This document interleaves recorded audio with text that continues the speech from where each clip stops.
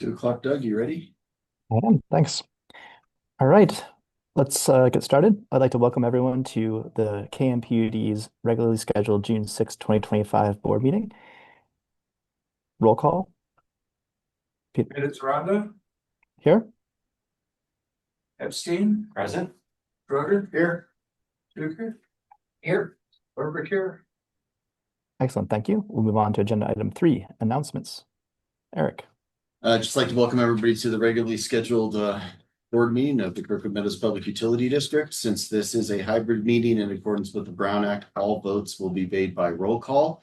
And if you are online and would like to speak, please use the raise your hand function. And if you're here in the audience, please use the podium. Excellent. Thank you, Eric. Let's move on to agenda item number 4, corrections to the agenda or the consent calendar. Are there any corrections? Okay. Not hearing any. Let's move on to agenda item number 5, comments from the audience. So this is an opportunity for members of the public to address the board on any short non-agenda items that are within our jurisdiction. No discussion or action really can be taken on these matters if not listed on the agenda per the Brown Act. Being none online or in person, Doug.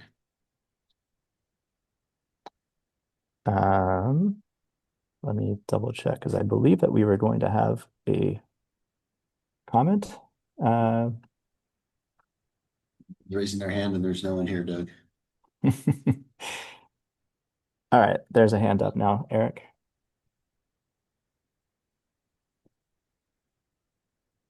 Go ahead and unmute yourself. There you go. Okay. My name's Steve Olds. I'm a board member, vice president of the Meadowstone Lodge Board. And I was under the impression that I was going to be speaking under item 6. So that's why I didn't raise my hand. But we have an interest in installing EV chargers in our garage. And back, we started this discussion 3 years ago, but we finally moved it along. And in February of 25, we received a package from KMPUD, and you've assigned an electrical engineer, and we've had some correspondence to you from our president. And really, I'm just here because our board wants to move this along, and we don't know what your time frame is, and like an idea from you if you can provide that. Thanks, Steve. Eric, is there any update that you can provide to Steve and his HOA? No, the last update that Brandy provided to Maureen stands as she previously provided. It's with the consulting engineer, and as the board will recall, that engineer who did our electric master plan is very busy and takes quite a while, but he's the one that we use and is familiar with our system, and he has not provided a timeline to us, but as soon as he does, we will provide it to Maureen. Okay. And Eric, is there a timeline that KMPUD needs whatever is produced there between when it would go back to the HOA? It depends on what comes back from the engineer. Okay. So it depends. Is that David Rightly? Yes, it's David Rightly, correct. Didn't he come to the conclusion that level 2 was the best for our system, level 2 charging? Yes. And that there was plenty of capacity as long as it was just level 2? No, that was not the conclusion. Some transformers would have to be upgraded for level 2. Okay. Some not. But for the purposes of this is a specific to an HOA comment. So I'll try to, I'm right. Like this is just there. This isn't the master plan comment. This is a specific to a single HOA, right? They go hand in glove, but yes. Sure. Okay. So I guess, Steve, that's the answer right now is as we know more, it's not with our staff, it's with our consultant. So it will come back as we have information, we'll certainly pass it along and we'll move as quickly as we can. It sounds like when that happens. Okay. I don't see any other hands up. In terms of written comments, there is a written comment along with Steve's comment joining today. So thanks, Steve, for joining. And I will also direct you to more details in the written comment in the packet related to this as well. I didn't see any other comments in there. So let's move on to agenda item number 7, adoption of the consent calendar. We have 3 items to approve. I'll move adoption of the consent calendar. Thank you. Is there a second? Second, Thank you, Chris. Just say your name. And just for the benefit of Desiree, who is here, please say your name so she gets familiar with you, 1, and 2, it's for the Zoom record. We had a long conversation earlier. Bob recommends, moves to adopt. All right. Bob moves, Chris seconds. Is that I'll offer correct? a second. This is Chris Tucker. Okay, thank you. Peter, roll call, please. Okay, Peter Chanda. Aye. Epstein, Aye. Schroeder. Aye. Tucker, Aye. Thornburg, aye. Okay.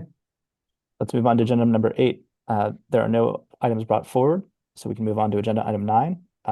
First item in agenda item 9 is 9A, CSDA update.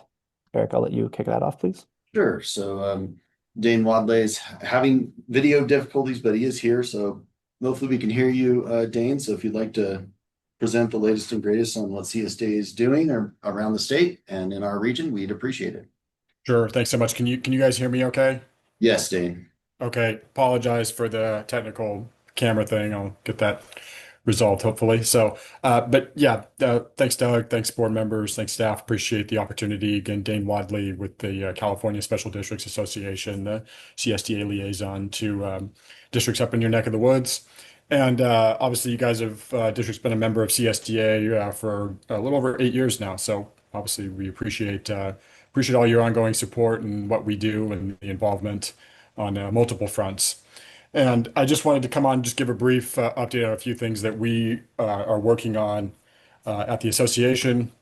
The first, again, as you know, CSDA is very active legislatively on behalf of special districts in the California legislature and increasingly back in Washington, D.C. So there's a couple of things I'm going to touch on here real briefly. First is we just had our legislative days, our lobbying days in Sacramento a couple of weeks back. A number of districts from across the state, obviously in the Sacramento state capitol, and we did a number of, I think it was approximately 80 legislative visits that day. So it was a busy day for us. And a couple of items that we were focusing on with legislators. The first is Assembly Bill 259. This is a bill that it would extend, and actually, since some of us at least are doing the virtual participation here, it's relevant. Again, after COVID, going back a few years, there was state legislation that allowed board members, right, to participate in board meetings virtually if you have some circumstance, et cetera. But that original bill had what's called a sunset clause in it, and so the ability to do so, to participate virtually, and that flexibility would actually go away at the end of this year. Our bill, AB 259, extends that authority essentially through the end of the decade. So as of January 1 of 2030, it would no longer be in effect. So we feel it's appropriate. We've heard a number of districts who like having the option and to include board members, even if they have to travel and participate and obviously serve their role on the board. So that's AB 259. That bill is passed out of the state assembly, has moved over to the Senate. So it's obviously moving through the process, and hopefully we can get that all the way to where we'd like it to go. It's a bill that we support, of course. Second bill, I'll just touch on real briefly because this bill actually is no longer active, but we were supportive of Senate Bill 496, which we were partnering with cities and counties. And this would have brought a little bit of flexibility to the Advanced Clean Fleet Vehicle regulations that were put in place by CARB, California Air Resources Board, about 18 months ago to transition all of your fleet vehicles, at least your medium and heavy duty fleet vehicles, to zero emission vehicles. We've seen and heard of basically implementation challenges associated with those regulations. So we we're supportive of a bill, like I said, with cities and counties to basically provide some additional flexibility. And we did that through a couple of ways. But again, kind of jumping forward in the process, that bill was, unfortunately, from our perspective, uh, held in one of the committees last week. So it's no longer moving right now, but we'll certainly continue the discussions with the regulatory agencies and, of course, the California legislature as well. Last state bill we were focused on was Assembly Bill 339. In this case, we were opposed to the bill. It basically, with districts that have bargaining units, right, employee bargaining units, makes it a little bit more difficult to essentially contract out for various services, and says that if you have to do so, then you could potentially have to open up your MOUs and kind of go through this negotiation process before doing so. And again, in our CSDA's opinion, our legislative committee's opinion, and certainly our board of directors, it reduces the amount of flexibility for special districts to procure services to do what they need to do for their operations.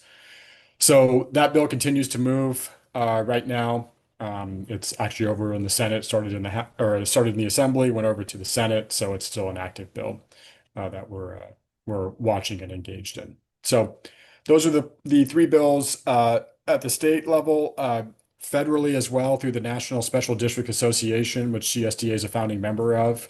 We once again have a priority bill, HR, which stands for House Resolution, so in the U.S. House of Representatives, 2766. And this is the bill which once again proposes to add a definition of special districts into federal law, which one doesn't currently exist. We tried this last year, but the bill didn't get all the way through the process, so we're trying again.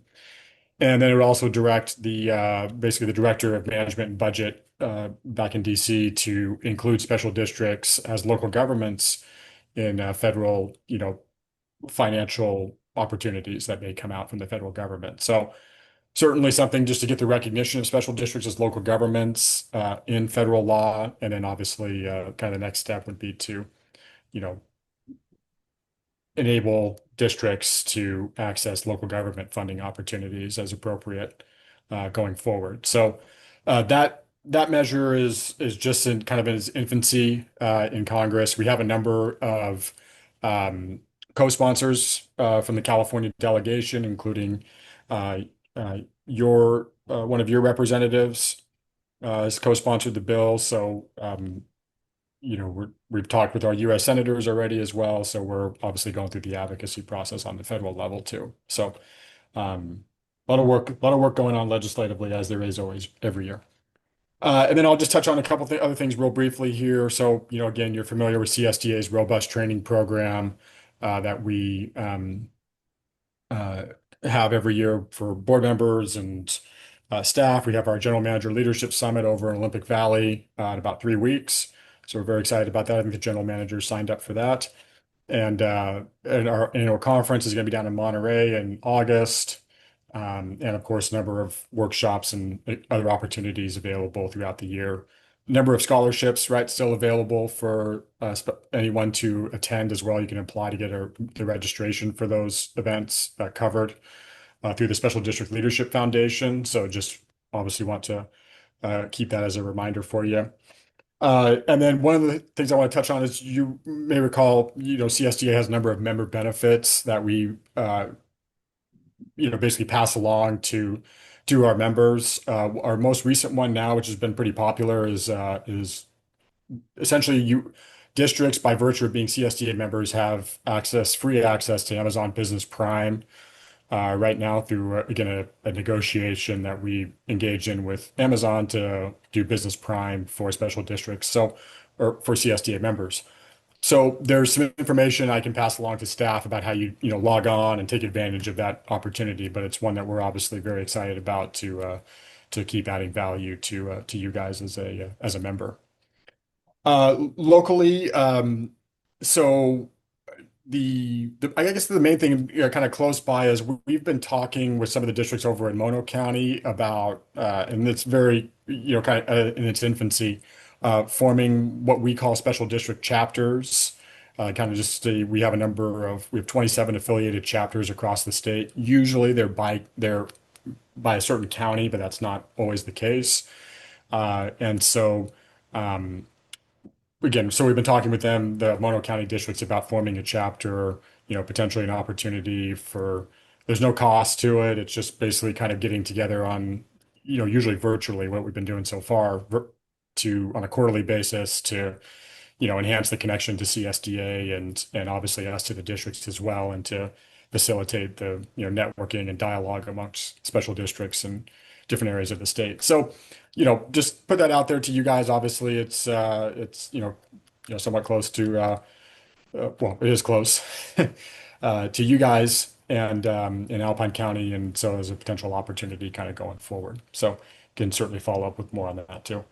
But I think with that, I'll go ahead and stop. Happy to answer any questions if you have any. And again, just appreciate all the ongoing support that you guys provide us and the staff level and the board level and your engagement. So Wonderful. thank Thanks you. so much, Dan. Thanks for taking the time to talk with us today. I'll open up any questions for Dan.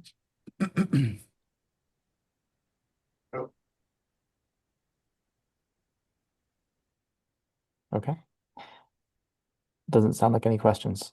But Dan, thanks so much for your help and for the update on, sounds like some interesting stuff there. And, hopefully that Amazon Prime Business can deliver some snow removal equipment in an emergency pinch, potentially, if we have it. I don't know. Absolutely. Right. But thanks for helping being Sure. here today. Appreciate it. Okay, let's go ahead and move on to agenda item 9B. This is an update on the Alpine County Fire and Emergency Medical Services proposal that we've been talking about for the last few months. I want to start before getting into the details here, just saying thank you. So John, Eric, Rick on our team on the KMPUD side, and then Supervisor Woodrow and Alpine County, and then many members of the staff with Nicole and Klaus and Chief Washam have all been really involved. And we heard the urgency at the last board meeting for the KMPUD to really try to make sure we're making progress and moving as quickly as we can. And we can't do that without the partnership of Alpine County. So just want to say thank you to everyone on the team here who's helped us move forward.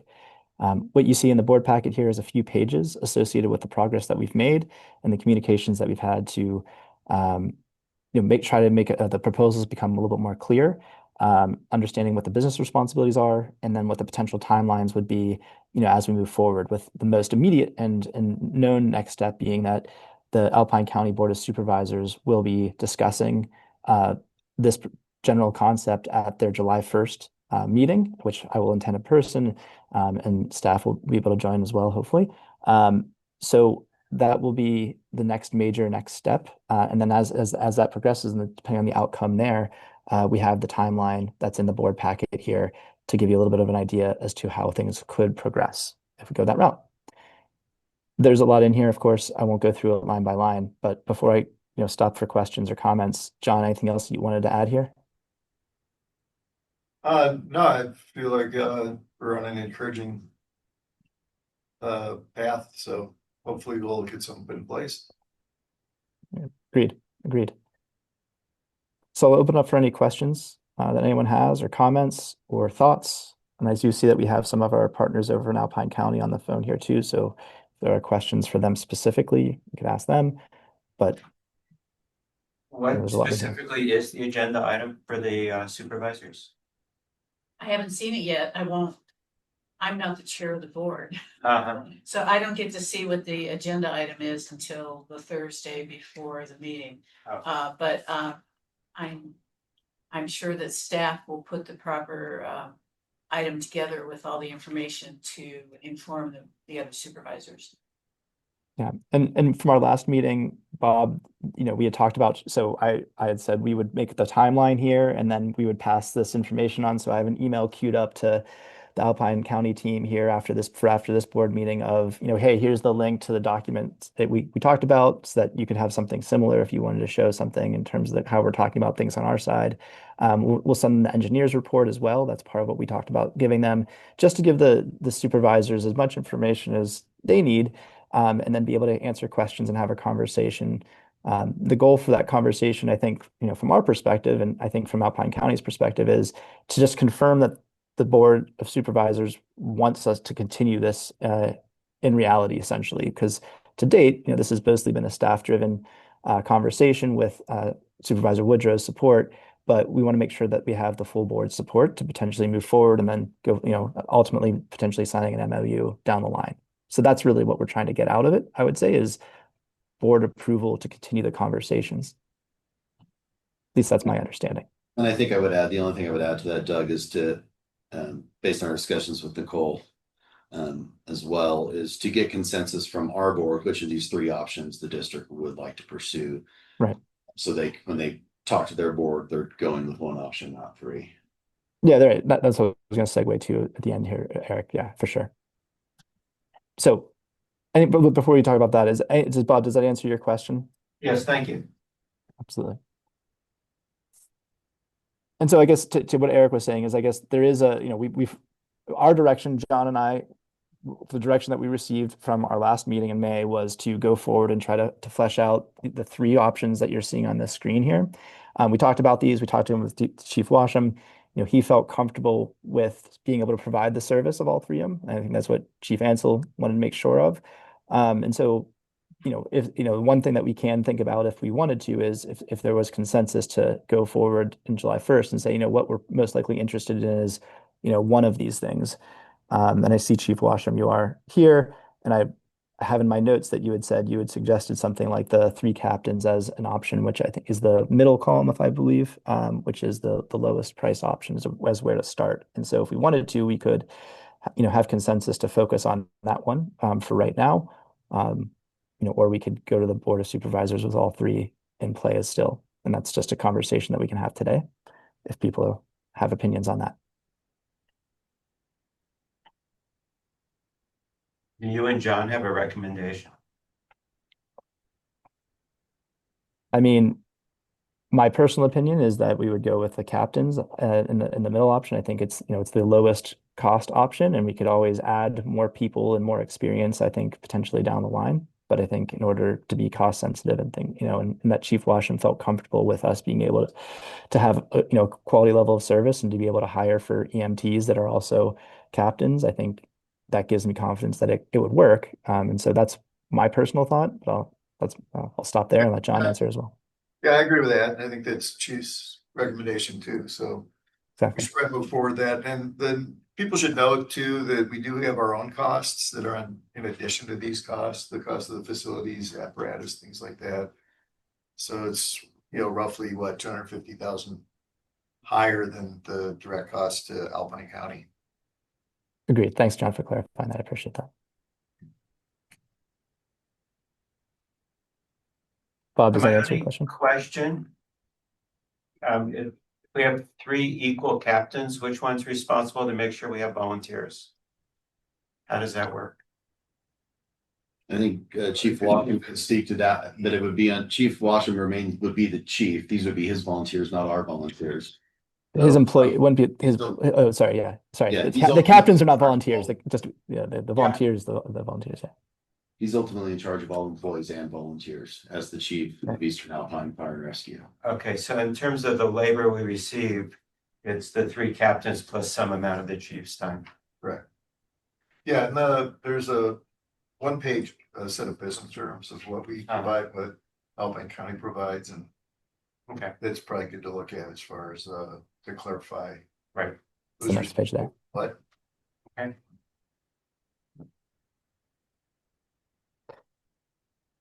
So is there consensus on that we should focus on the captains as the option, or is that okay? People have strong opinions other ways. Makes sense to me. I think so. Okay. Seems like the most cost effective and would be easier to get voters to approve the lowest price we can come up with. Yeah. That's my guess, we go to the 218. It is the one best chance we have. I agree. Great. And I wrote this in the document, and I see staff here from Kirkwood Mountain Resort on the line. The Kirkwood Mountain Resort, Ricky and his team have been engaging in conversations here and gave them the heads up on all of these things. So what they're seeing here should be no surprise to them and in terms of the conversations that we're having. And they've agreed, as I said in the report here, they're going to keep the conversations consistent and as we're continuing to move through this process. So and I got a lot of questions about them, obviously, as the one of the biggest voting sections of the potential 218. So I just want to make sure that we called that out and said thanks to their team as well for engaging and having the conversations, and we'll keep continuing doing that. Okay. Any other thoughts or questions? I'll make sure that I don't see any hands up, or I don't see anyone coming up to the podium. So if there's any other questions or comments, then we can close this agenda item. But Since it isn't obvious, I'm very enthusiastic about this proposal and very appreciative.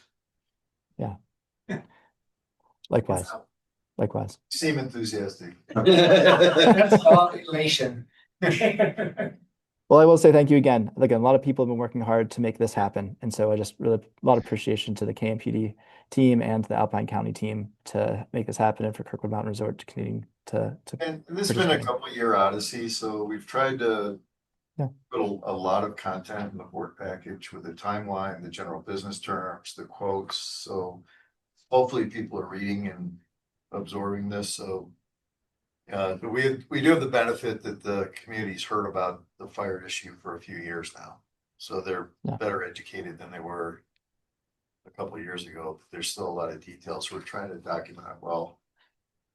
And hopefully get that out in front of the HOAs and that. And yeah, we've had multiple meetings with Ricky and his staff, and hopefully making progress there. And I should, that's a great point, John. I should add that I emailed every HOA president about today's meeting and pointed them to the very least to these couple of pages in our board packet so that they can see what's happening and to share this with their membership, and extended the offer for myself and staff and others of us potentially to meet at their, a lot of people have in-person meetings coming up on 4th of July, receive some positive responses to that. And so just again, part of the communication effort here to make sure no one is surprised about this as best we can. And taking the feedback that we got certainly a couple of years ago to heart, and trying to do that as the best that we can. Okay. All right. Well, thank you again, everyone. Again, lots of people have been helping make progress in here, and looking forward to seeing where we can go. And I'm very excited to see where we can go with this. So thank you, everyone. All right. I'll close 9B and move on to 9C, our finances. Eric.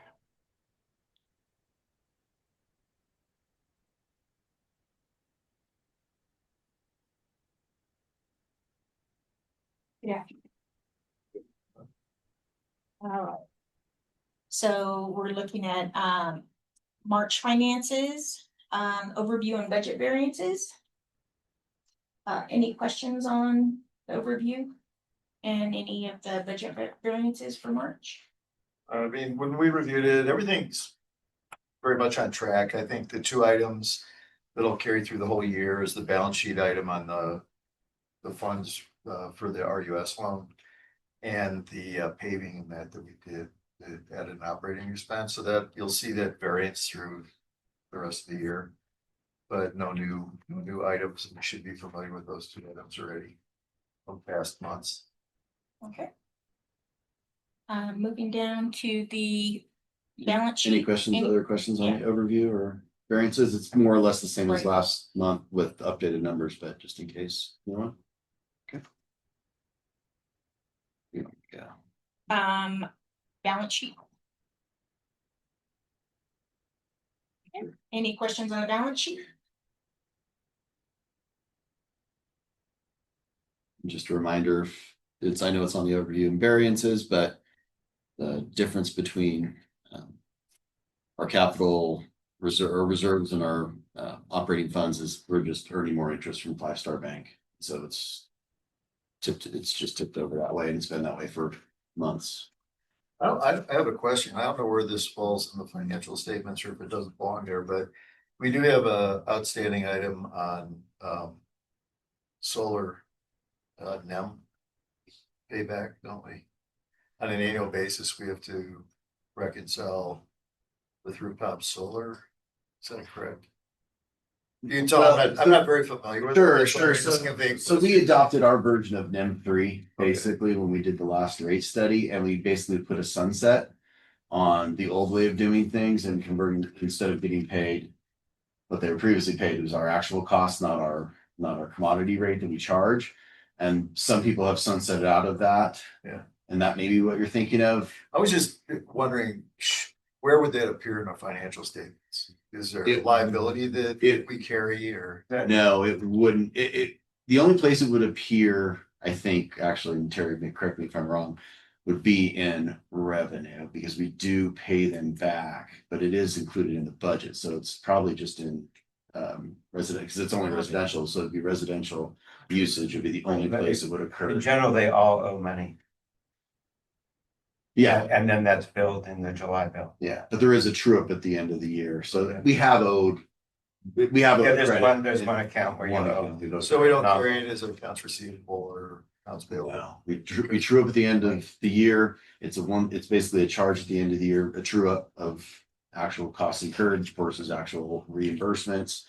And it's included in the budget. So it's never a budget variance, but it would be in the electric commodity rate. And if commercial did it, then it would be in commercial's electric commodity rate as well. But right now it's just in residential because I think there's 12, 10, 8. Yeah. And How much is it? 8 cents, is that what you said? Eight people, 8 total Oh, sorry. solar customers. And what amount on an annual basis is it? I think the most we've paid back in any 1 year is 600, Bob. I think that's my recollection. And Terry hasn't been around since we tried to do that, but that was at the beginning when we still charged 65 cents a kilowatt hour. 600. $600. Oh, okay. Wow. Yeah, decimal dust upon decimal dust. Well, I'm glad I spent our time on that. Yeah, well, I mean, now you know though. Now you know. As G.I. Joe says, the more you know. So, little Joe. You ever watch that cartoon? No. No. It's a shame. Oh. I did. You're good. You I did? did. Thank you, I Doug. did. You're good. Cultural black spots. All right. That's awesome. Any All other right. questions on balance sheet? Balance sheet. No, okay, let's move down to the combined income statements.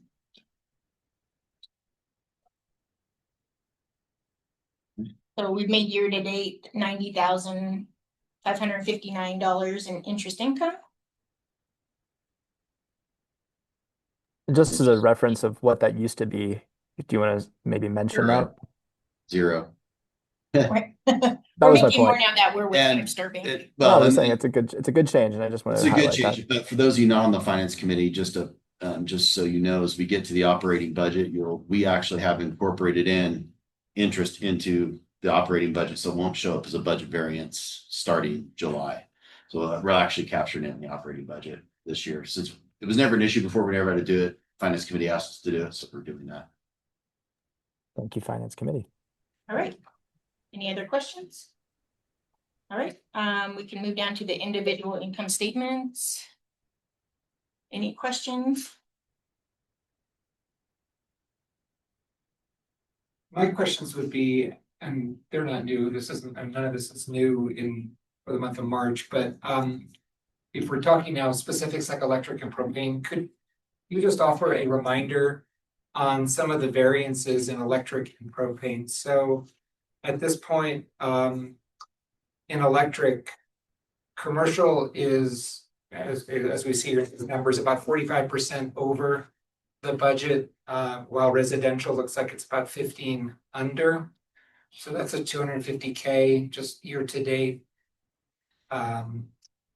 To the positive from commercial and a $60K to the negative from the residential. A similar question for, well, it's not so pronounced in propane, but what's behind that? Could you remind us in electric?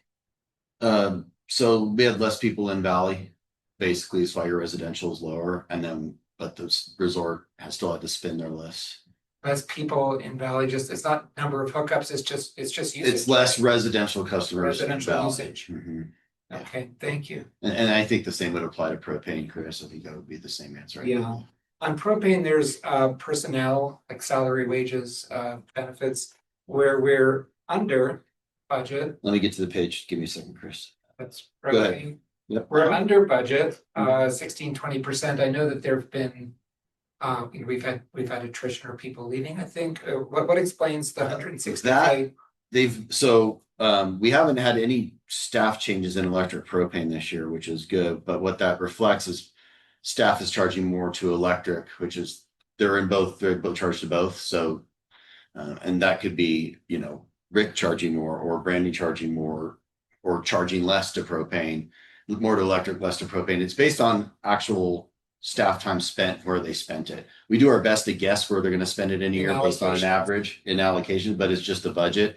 And a 5-year average doesn't reflect a particular year. Oh, so like propane, I think is 19% allocation. And so we allocate that, the allocation number hits the income statement for propane. But then if there's actually more time spent on propane, then that gets charged. Is that what you're saying? I'm saying wherever people work, they charge that fund. And so people are charging the propane fund less than we budgeted. Okay. It doesn't mean they're working less or we have less employees, although that's true in water, wastewater. It's not true in electric propane. So in electric propane just means they spent their time or took more vacation, or we had a vacant position, which again, not the case in electric propane, but it just means they billed their time somewhere else. Okay, thank you. I will say that we do use the electric propane project manager for inspection purposes for development projects, which is good for the district because it's a revenue source that we're not having to pay it out of the funds. It goes directly, it's a direct reimbursement by developers. So he has been spending more time in development, which also would explain the lesser time in electric and propane by him. Last thing to ask on that, when we talk later in the agenda on the operating budget, when there are big discrepancies actually in the year, to my observation, well, I'll save this question for later, some other than to say, I observe that we reset our next year's budget or our next year's plan based on where we are right now. So that looks. Two things. One, we base it on where the year ends, right? So cash reserves, capital reserves, that's based on the actuals, which we'll have sometime around August, the bills coming in as we've learned over the years. The second thing is we use a 5-year rolling average to get those budgetary numbers. So for example, what John spoke about, we had the big spike in paving, which if you look at the budget on G&A, it's going to be much higher than the proposed next year, because next year's a 5-year rolling average. It's not reflecting this one-off year, except for to the tune of 1/5. Okay, thank you. So I looked up the data. We have 9 solar customers. 8 of them generally consume more than they generate. So they all owe money after the true up at the end of June. And then one customer consistently generates more than they use. Last year, that was a $570 credit. Look at my guess. Look at that. And this year, if it happened through May, it's a $700 credit, but there's still the month of June to calculate. Bob, is the credit, is it M3? So it's. We don't do, it's our version of It's our- M3. yeah. M3 doesn't exist here. Yeah. We reimburse it at our Cost. which is 14.7 cents a kilowatt hour. Yeah. The other changes after 10 years of usage, then their AMU is calculated based on their usage, not their net usage. And so we still have a couple left Yeah, I think that haven't aged out. 5 left, 6 left. Yeah. Yeah. I think 1 aged out this year. Any other questions on finances? Oh, good, thanks. Right, Preliminaries real quick. preliminaries, There's a cash flow. cash flow, Any questions on? any questions for the preliminaries? And cash flow is still looking good. Yep. We do have a USDA payment coming due this month. Yes, We have not received the invoice yet, and it is making me extraordinarily nervous. I was gonna ask you. Maybe that person lost their job. I can tell you anecdotally that on the water side, who have been dealing with water wastewater side, which is Tanya Galentine and Mike Sterinsky, who retired, just in their division, just the Northern California division, 40 people retired. Took the early Retired, severance. took retirement. Mhm. And they only had 80 people to start. So, wow. That's the federal, can you say it again? USDA, RUS, the Northern California division. All right, All right, thank you. All right, let's move on to agenda item 9D, our FY 25-26 capital budget. They're gonna delay converting waste No. to WTP. No, it really, Tanya's pretty confident not. The only thing she's unsure of is federal legal, their USDA legal department in DC. She's like, everything else is running swimmingly. That's the only one that they have 60 days to review. Okay. So she's telling me she's confident, so I'm gonna trust her and hope she's right. Although hope is not a strategy, but in this case, I have nothing else to do. Okay, so with capital projects, probably walk through this sheet by sheet, unless nobody wants me to. But there's generally questions. Does this include the most recent water report or not? It absolutely does not. Does not. Oh wait, sorry, the wastewater master plan? No, the water report the water master plan.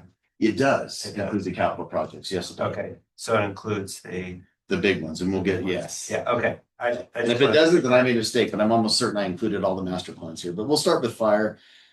And this just fire, this is our best guess if we are, regardless whether we end up running or not, running or Alpine does, most of these items will occur regardless, whether it's Alpine charges for them or we have to make a boiler repair in the fire bay on our dime. These numbers reflect similarly to what Alpine County had in their proposal. So until we know what's happening, the best we can do is assume we're going to continue on as we have. And so this budget reflects that. So in case there's any questions from people for the operating budget or the capital budget for fire, until we have a signed contract, we have to continue on as we always have. So with that, any questions on fire? Okay. Moving on to Parks and Rec. Really nothing there except for the retaining wall. We've been going along fine without it, but I did want to keep a placeholder for it in case we did get a significant rain event that eroded it, and then we ended up needing it. So right now we haven't needed it, so we're putting it out in the 5th year.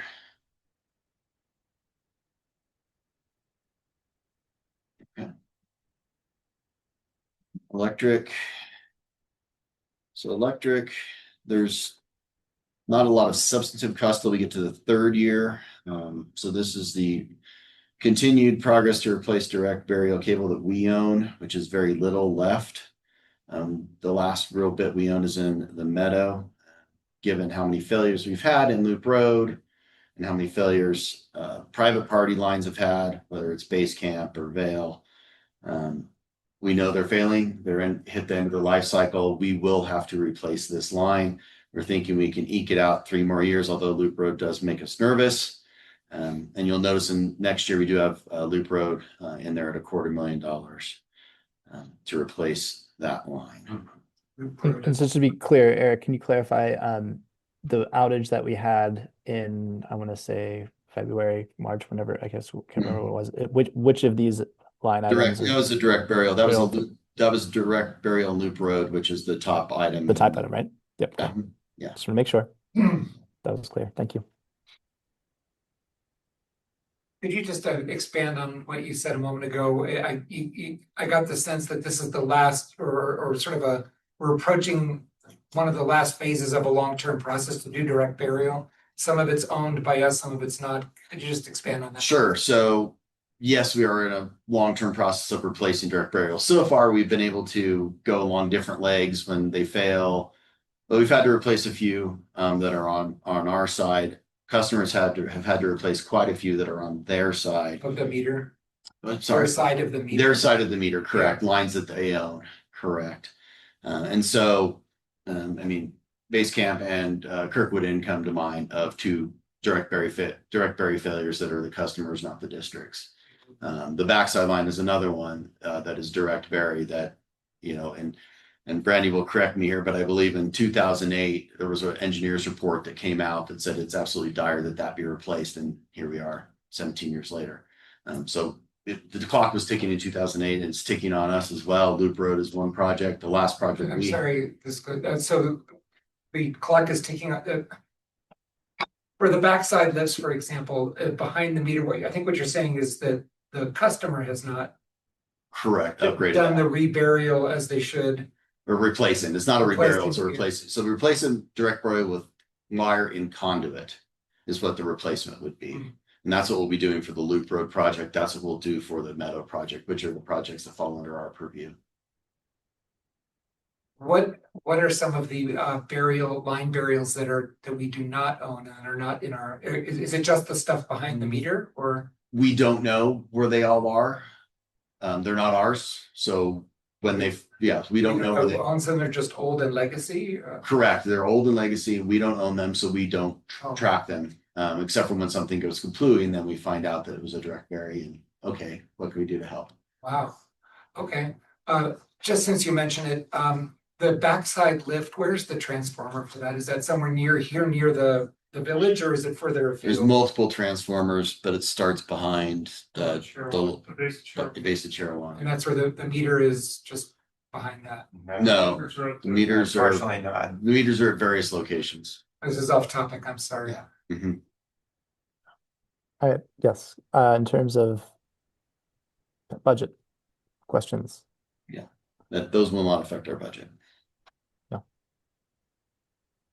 Okay. But it is important that our community knows that for the stuff that we own and we manage and maintain, we are planning to make sure that we can reduce the number of outages and have more reliable service, and as one would expect. So So in summary, when it comes to direct burial, it's 250,000 this year because of the urgent need as seen in the recent outage. And then a couple of years down the road, 500,000 for mostly in the meadow. And that would bring us to completion with the direct burial As replacement. far as I understand, that's the extent of our direct bury.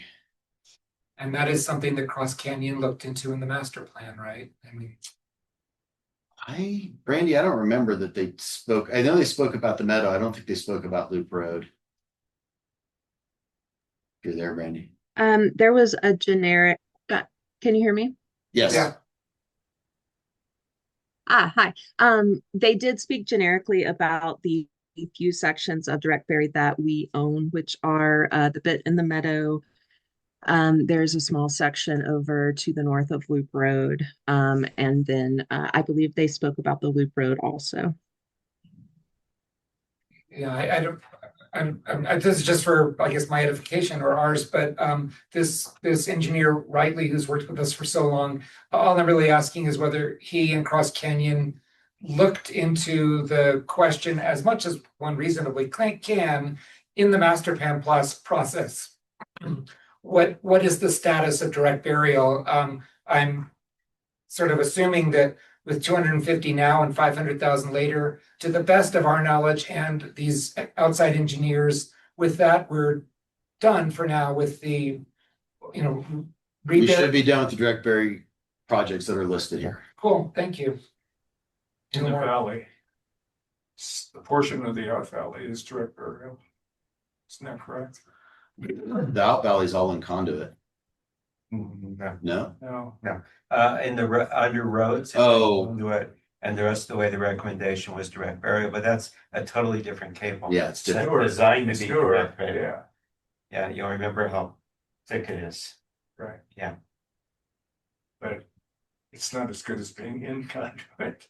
But we say, I mean. Depends on how much you want to pay. Yeah, exactly. Right. Yeah, that was Yeah. a decision that we made. Yes. I don't know how many miles. Do you remember? 20. 20? Yeah. So much. Something like that. So I would assume it's. Luckily, we don't have that line on the capital budget. And no, Maybe and we could it stay has a, focused, Doug. it As has I a say, that 35 line year- is not on the budget, and hopefully it does not on the budget for a long time. So let's keep moving. In-house, We don't know yet. We don't know yet. we don't know. It may be a combination, maybe a hybrid of in-house labor and a contractor to dig the trench through the rock. So will that have to go out to bid? Depends on the amount. But that, we're hoping to get that done this summer. Yes. All right, Okay. any other questions? Let's move on. Moving on to propane, this does incorporate the master plan recommendations. So we've all gone through all these projects already when the board approved that, so happy to entertain any questions.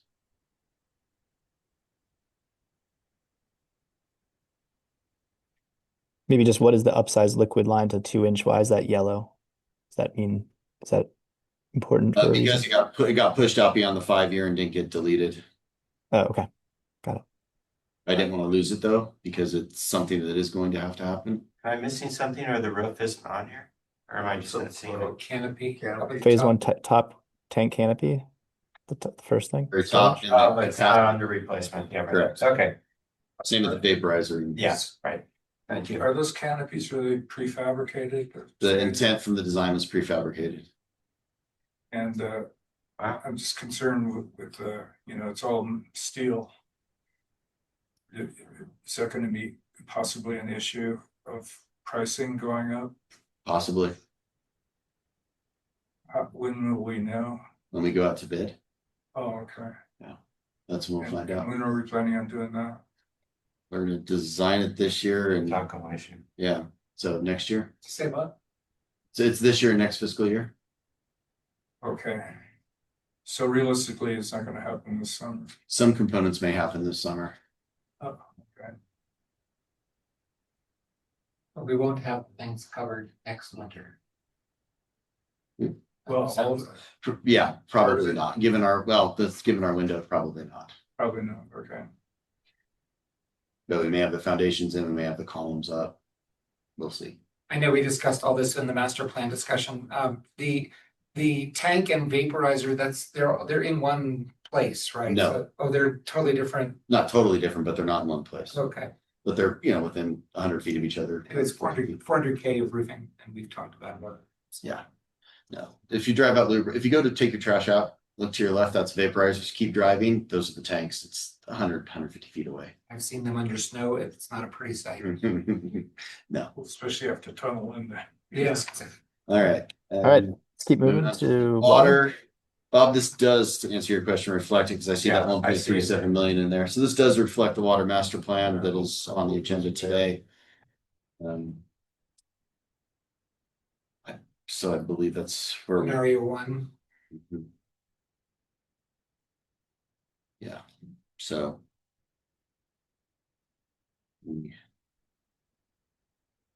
That's a Questions? big ticket. It is, and it We will. had a big ticket like that. No, so consistently, water has consistently over the last 5 years run about $50,000 in actual capital expenditures.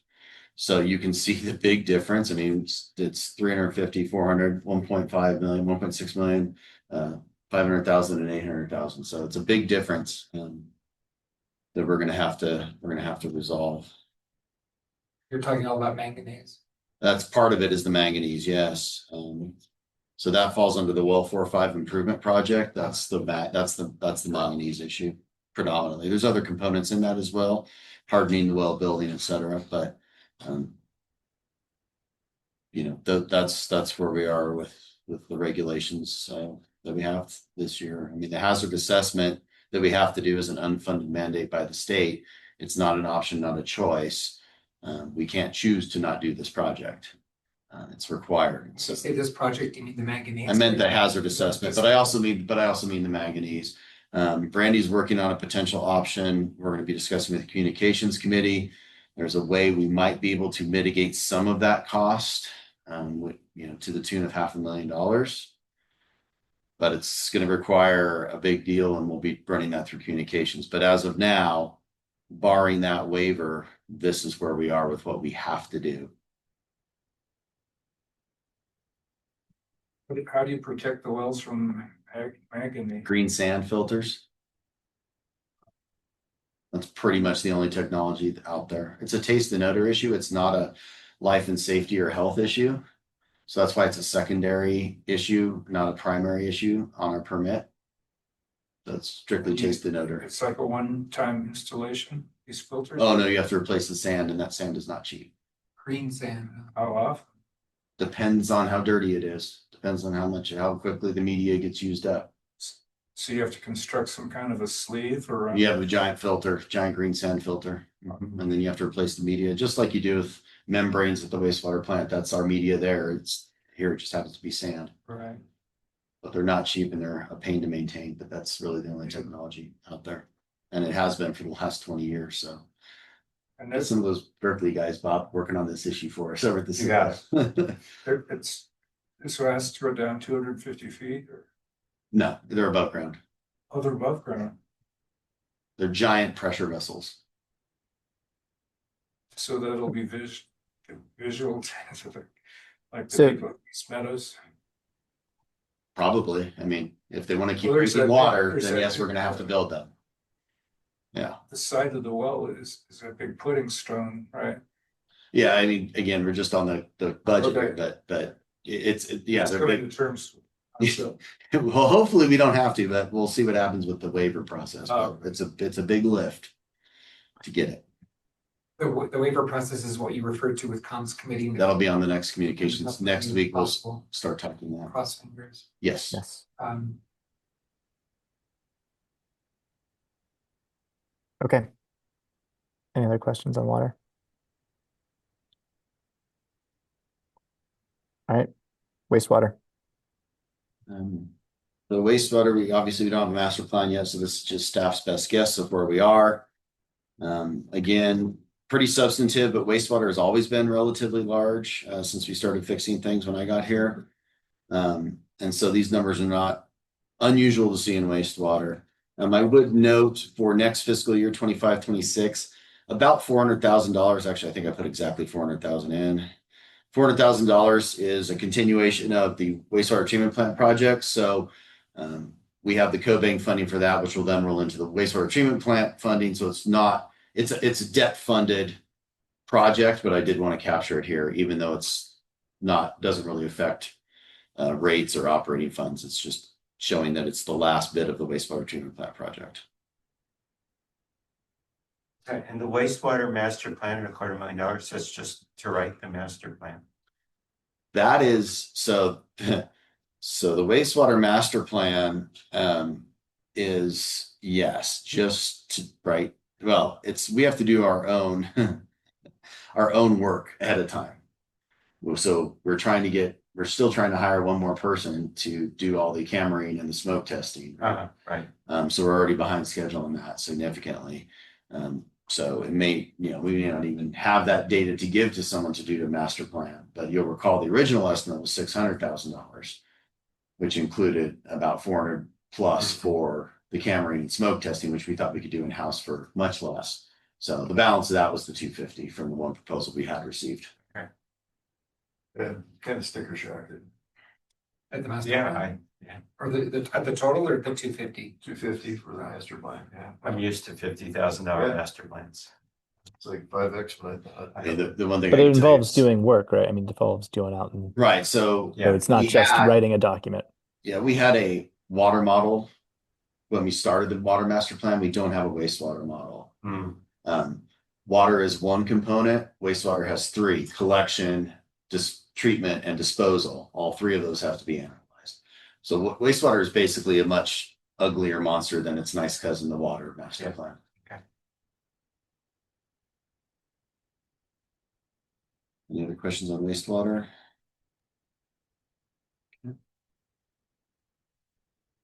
Employee housing, nothing really new here, just the same old projects with the same old frequency. And this doesn't reflect the potential condo purchase. It does not reflect the potential condo purchase. That is correct.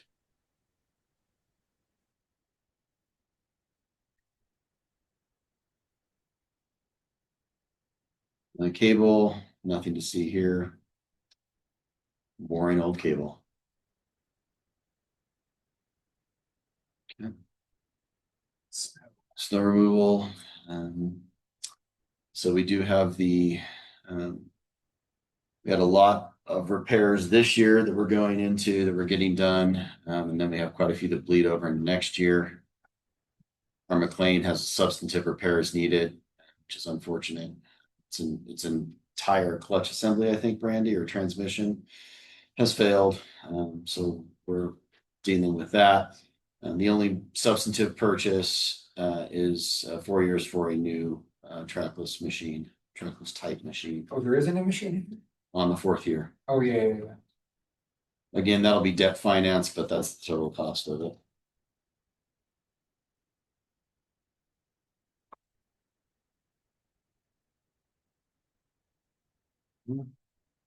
Solid waste. Okay. It's a lot of zeros. Dumpsters are great. We put casters on. We got 4 tons from Aces before they were bought out. It was great. So they're not being as abused as they had in the past. So we have no replacements on the horizon. Operations. That's Operations. nine. I was say that's 9D, right? So this is now 9E. No, I still have operations shared. Oh, sorry. Capital. So word operations there. You're almost there. One more page. Nope. No, I'm sorry. Oh, Again, nothing substantive here, except for I'll point out our backhoe. This is not a want to replace it. This is a have to replace it due to carb regulations and the age of the machine. Quite frankly, it's due for replacement, but we do not have an option at this point. It must be replaced. And that's our best guess of pricing. That's a diesel backhoe, right? Correct. There's no viable non-diesel backhoe in the world. Could be by then. I will make a large wager on that, Bob. Okay, well, Electric backhoe? we'll see if we can find someone else to take it. If you can make an electric airplane. An electric. Any questions on operations shared? Okay. That's it for capital. So any right. generic questions I didn't cover for anyone? Okay. Move on to 9E. So actually, should we entertain a motion to adopt Oh, the budget? I move to adopt. Who was that? Can you say Tucker that? motions to adopt. Okay. So second. Schroeder seconds. All right. Peter, roll call, please. Ed Rotunda, Aye. Epstein, Aye. Schroeder, Aye. Tucker. Aye. Vermic, aye. All right. Yeah. Thank you. Move on to 9E. 9E. So starting with G&A, there's really no big fluctuations here, except for I will note that board of directors has changed. That's due to a health benefits change in health benefit options from some directors that is costing a bit more. So that's the health component of that.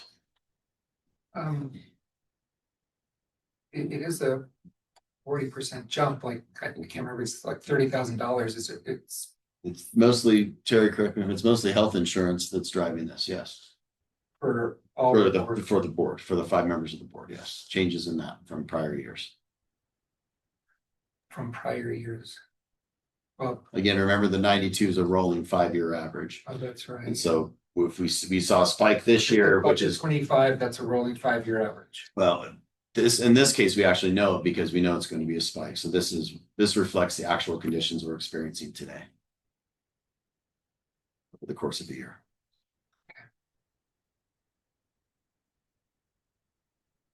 Any other questions on G&A? It's pretty stable except for that. Fire department, up everybody sees all my big yellow highlighted bold notes at the top. Obviously, this is subject to change depending on the 218 process. So for the purposes of this budget, again, with capital, we're assuming things are going along as is, obviously completely subject to change. And will be noted as budget variances if anything changed between now and then. Any questions?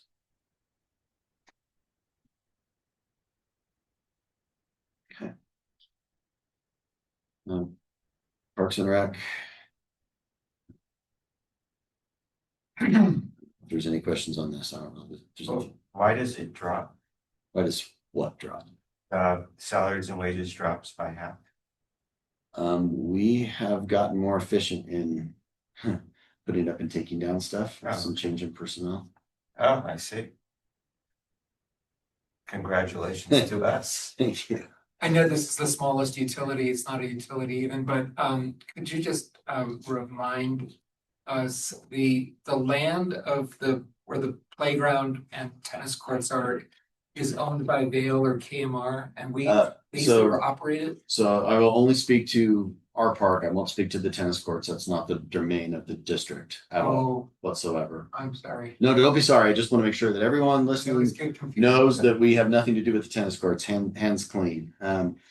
We have a year-to-year lease that was inherited from the prior, from Kirkland Mountain Resort that Heavenly Valley Partners LLP assumed that, and it's a year-to-year lease. So we lease the land of the place playground Correct. and we are responsible for maintenance and operations of that, Correct. and we own the. We own the equipment. equipment. Yeah, Yes. thank you. Mhm. Okay. Just went the wrong way, wrong button. Sorry about that. Okay, electric. Any questions or? The only thing I couldn't figure out from looking at this, Mhm. at some point, there are property taxes added back in. But that doesn't appear on this sheet. It does, Bob, at the very bottom, property tax allocation. 200,000. It's about 7 lines from the bottom. Oh, okay. Okay. So, yeah. And then the ending balance, the ending earnings. There's not a line for that. Right, when we have June finals, that's when well, yeah, we finally populate that. The ending balance is there. Sorry, it is there at 3 million, Bob. No, but I mean the earnings, the Russ covenants that we need. Oh, to the meet. OTR ratios? Yeah. They're not listed on here. Right. No, that is correct. You are correct. Okay. Although I will say So- on a happy note, Yeah. which will make you happy for sure. 'Cause Okay, I'm ready to be happy. Ready to be so go happy. ahead. This year, only 145 was required. Wow. So that the rate structure we did definitely has had an impact, and we knew we'd see it eventually. But this year was 145, and we did meet all our tier ratios. But here's why: because we paid back so much principal, and they waived it. They went ahead and waived it for us. They waived the tier ratio. They waived the tier ratio of we paid too much principal back, so we didn't meet a tier ratio because we were good stewards of the district's money and paid too much money back. So that tier ratio we didn't meet, but we met the other two. So yeah. Okay, so there's no line item that shows the net earning. No. Yeah, okay, that was my question. Okay. Yeah, That that's okay. that line would be if you really wanted to see what happens at the end of the year, then it'd be the June monthly financials we get out. That's going to show you the final bottom line. Yeah, okay. You're right. To your point, sorry, I misunderstood about that. Yes, Okay. you are correct, but My explanation was somewhat ambiguous. Did it make you happy? Could I just? Yes, I'm very happy. Could I connect to Bob's question about allocations, the 200K? Should have asked this when we were talking about fire, but as we've talked about new fire funding proposals, we've talked about, I think something on the order of 200K, I can't remember, but some such 6-figure number that might shift Right. out of electric and water and waste water Mhm. into fire. Did we budget fire on the assumption it would stay the same? And is there flexibility then to change it? So you're testing my memory, and that's not fair. So there is an assumption there, and you can see we are so there's two things in your question. I'm gonna answer the first one, and then I'll explain the second one. We did bump it based on lowering electric to 200, which obviously electric came in better, but I'm comfortable with the 200 number. So you It can used to see, be 400. yeah. So if you look at the here, Until when, Bob? It used to be 400, I'm sorry. Eric will explain. so on fire, I'll stick with this before I go back to electric. On fire, we were previously budgeting 200,000. We're now budgeting 280 and then upping it in 2 years to 320. Okay, That reflects the reduction in electric's needs. Okay, so electric is coming down. We're shoving that surplus, if you want to call it that, into fire. it's coming down from fiscal year 25. So we assumed it was going to come down. It came down even more than we assumed. We assumed 200 it was going to come down. That's why we pushed it over. Sorry, not to follow, it came down lower than we assumed. Don't we have total control of how we allocate? No, you absolutely do not. Oh, could you just explain that? So electric, we have to meet certain covenants on the loans To the Russ, okay. because of Russ. And one of those directly impacts how much property tax we have to give electric.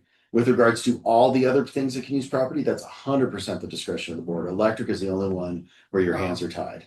Because of covenants. Because of covenants. Now, because we changed our rate structure in electric, we need less property tax. Because we need less property tax, we're able to push more into fire. Thank you. So fire's gone up, electric's gone down.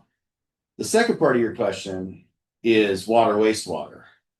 So this budget does not contemplate the new rate studies as is shown by this giant highlighting yellow bold, hopefully you all read. The board does have discretion to change those allocations. So as we present the rate study for water wastewater, the board will be presented with the three scenarios that were asked for. Yeah, 0, half, and what you'll see in this budget, which is the kind of the traditional number. thank you.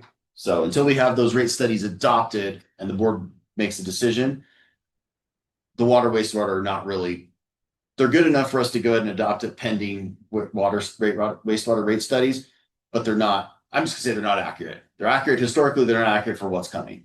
Thank you. So did I hit all your points? Perfect. Good. Okay. The other thing that's nice to see is the interest expense dropping in electric. And so we're becoming a more profitable, or we're generating more. That's just as the loan comes down. Well, it's 1.5 drop into a 1.27 over Yeah. 5 years. And as we pay off principal, Yeah, does help a lot. faster. Okay, Okay. what's next? Propane, this is again caveat based on the. So this does not reflect the rate study. This reflects the traditional way of doing it. Depending on what happens today, this will be updated to reflect what the board chooses to do on the propane rates. And no property tax for propane ever. There never has Never has been, and so I've left it, as you'll note, at 0. Especially since it seems to be the board's propensity to get away from propane for utilities or property taxes for utilities. Is it against the rules to go back to electric? No. Thank you. Is it too soon on the decision we made to John to add 2 cents on the hedge pricing? Is it too soon to have a sense of whether, with the benefit of hindsight, that was a good call? I don't know how many months of data one needs, or if, What do you define a good call to be? well, the 2 cents is a hedge against price spikes. So I Guarantee you that if we wanted to run the risk and do the analysis, we could have come in less. It's Right. I mean, insurance. it's the risk of it's an insurance policy against by it buying happening. insurance, so our house didn't burn. So Right. So we bought insurance and, we didn't file a claim potentially. So, but that's not a how many guarantee months- that next year it what, won't. 6 months? Do we have 6 months of experience? Maybe I can't remember. Roughly I think we're closing in on a year. a year. Is this the bet that we got hammered in It was January? winter. It was last winter, so it's been a January year. 24, I think was It's been a year. And so I think we voted to hedge. And this is my memory, so don't hold me to this, but Yeah. I'm gonna say about June-ish of last year. And has the market price been spiky? We don't, This year we don't compared track that. It's We don't have the an staff to hourly track that. price. Yeah. No, So it's, the answer is yes. no, it's a, The correct me, day Randy, ahead. it's like 15. 4-second price or 8 seconds they calculated it. We don't have staff to do Oh, that. of course it's not. But Yeah. but spiky, like what drove us to make the decision is what I meant by spiky. But okay, it's I just thought I'd ask. Thank you. What's the electric rate study? We're gonna retain, assuming the budget gets adopted, well, capital did get adopted, so we'll be retaining a consultant next fiscal year to start the process. So there'll probably be another way to solve the volatility than a hedge. Well, there'll be an opportunity in the rate study to address it in a different way. Well, our contract on hedge is 3 years. 3 years, I Yeah. believe, so we'll have some of it regardless. Oh, I'm not second guessing it. I'm just, just asking. Thank you. Keep moving, please, Eric. Propane's really not worthy of discussion in my mind, but I'm happy to answer any questions. I'm still.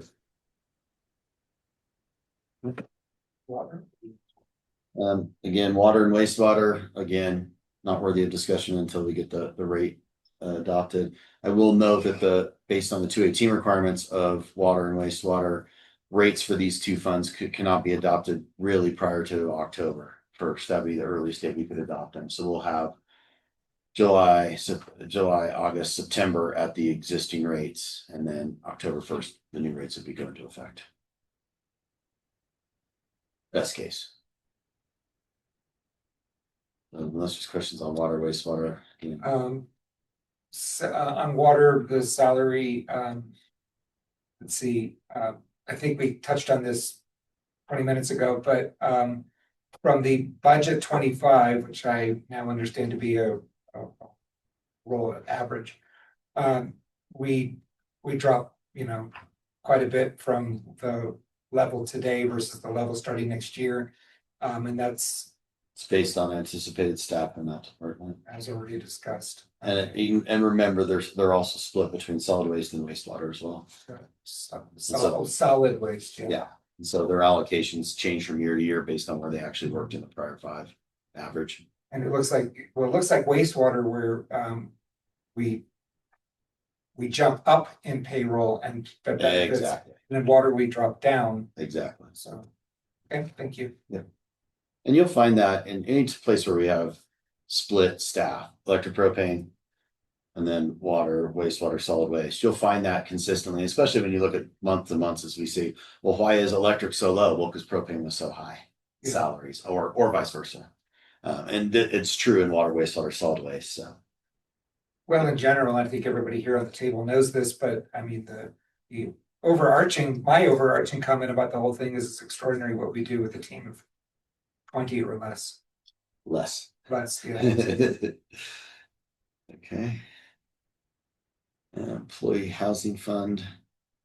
We do pay off the Sun Meadows loan.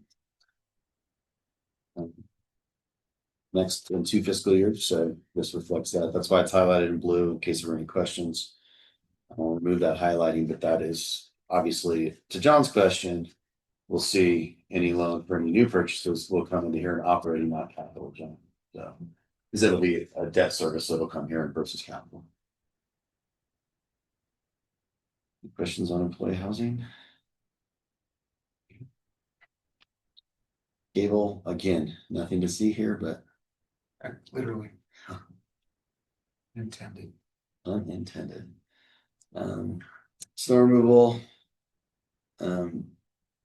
I'll note that we're waiting to see, obviously, we still have, as with every year, we have a lot of repairs after season ends. Until June is closed, which will be August, Terry, generally, when we close June, I will not have real numbers for where snow removal is. And so when you see that highlighted blue 0, I'm assuming we're gonna come in on fumes as we have in the last few years. Hopefully, no interfund loan. So I based on where I'm looking at the numbers now, I think we're gonna come in just about right. But so that 0 number is a fake number. We won't know until August. But for the purposes of the budget, really it's the top half of the budget, not the bottom half of the budget, that are relevant to where we're spending our money. I will note the big jump in the interfund loan payback. When we made our assumptions previously, we had been going along swimmingly at 1%, CPIs and whatnot, and interest rates, and suddenly that's not reality. And so the payment amount based on our loan schedule has gone up substantively. So again, my best guess based on the current LAIF apportionment rates I have and guessing future LAIF apportionment rates, but that is going to be the annual loan payback I anticipate. But that should change every year if someone's paying attention. So.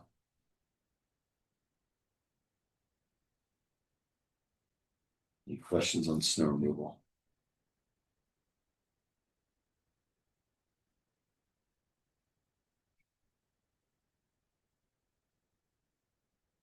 Solid waste was pretty big nothing burger as well.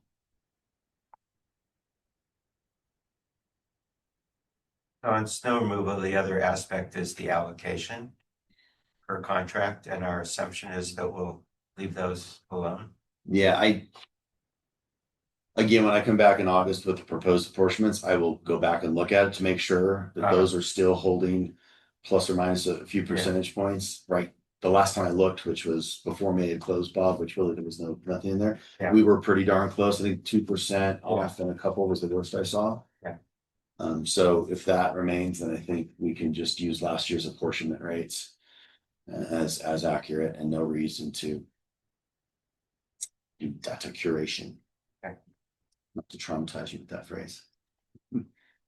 Well, usually we can get 3 or 4 full board meetings discussing it, so that's why I was asking. That's it for the operations budget. So I think it might be appropriate to Yep. accept the budget, accepting propane, water, wastewater. Those would be contingent on future adoption of.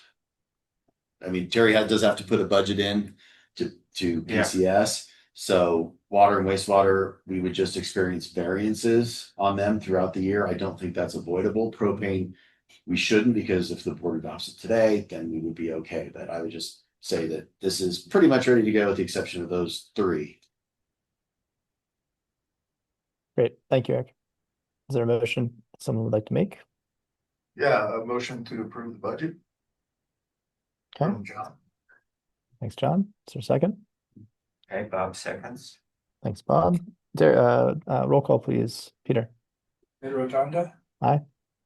Epstein. Aye. Schroeder. Aye. Tucker. Aye. Thorold, aye. It's unanimous. Thank you. All right. Thanks, everyone. Thanks, staff, for putting this together. Let's move on to 9F. This is the propane rate study. Eric. Sure. So for those of you who've gone through a rate study before, this will look familiar. This is similar to electric, similar to water, wastewater.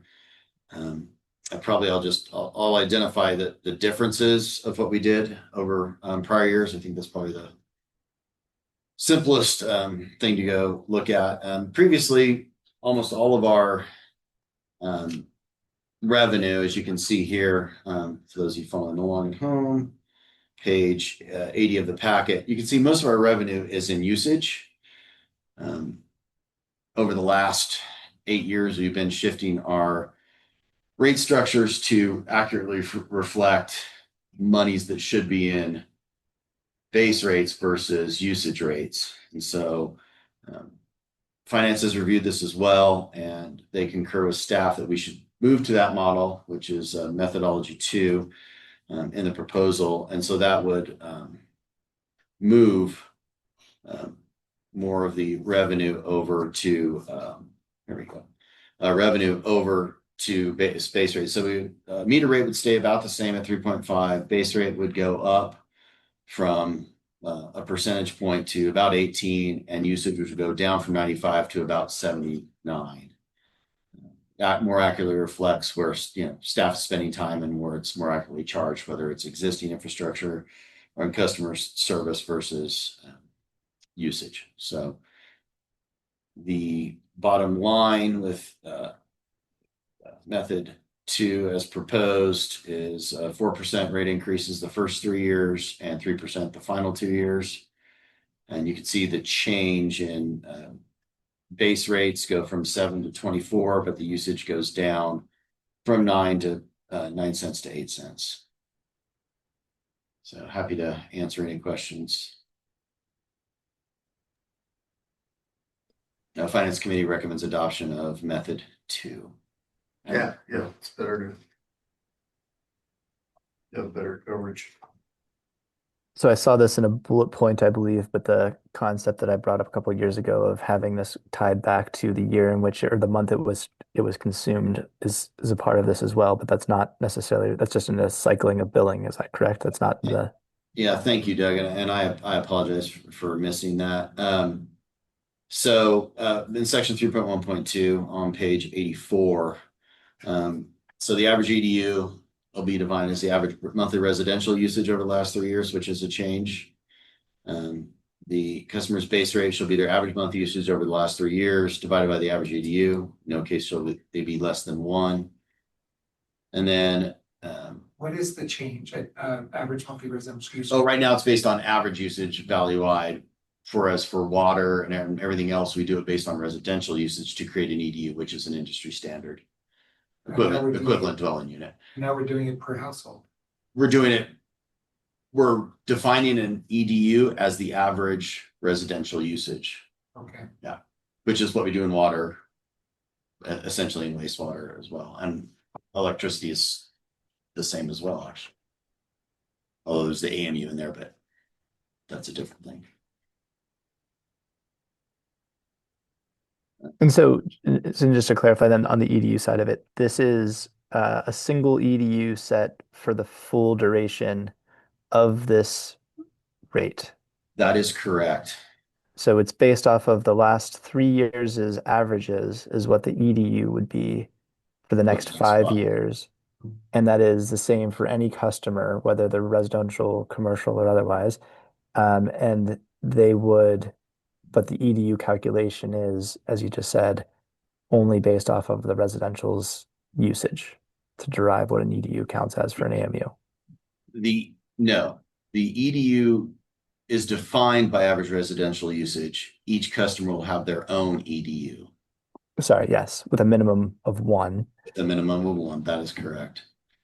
And so a customer who varies greatly over the next couple of years would not see their EDU change. If their propane consumption went up over the next years, their EDU would not go up, and that would have to be something that would be considered the next rate study. Is that correct? That's correct. And part of the rationale for that, and I've been working on the wastewater rate study with the consultant, is that he said adjusting it annually is extraordinarily unique and possibly indefensible. So that's I know this isn't subject to 218, but I'm taking that. He does not recommend that we adjust them annually for the wastewater rate study, which is one of the things that he was requested to investigate. So I do have that at least bullet point. So when we went into this, I went with that recommendation from this subject matter expert.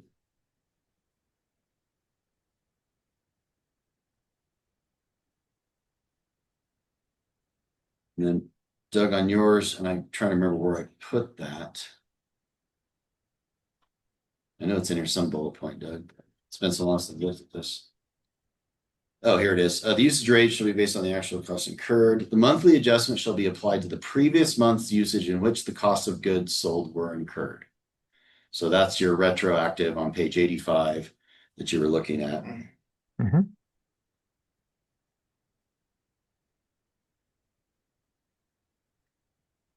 And does PCS have the facility to calculate that?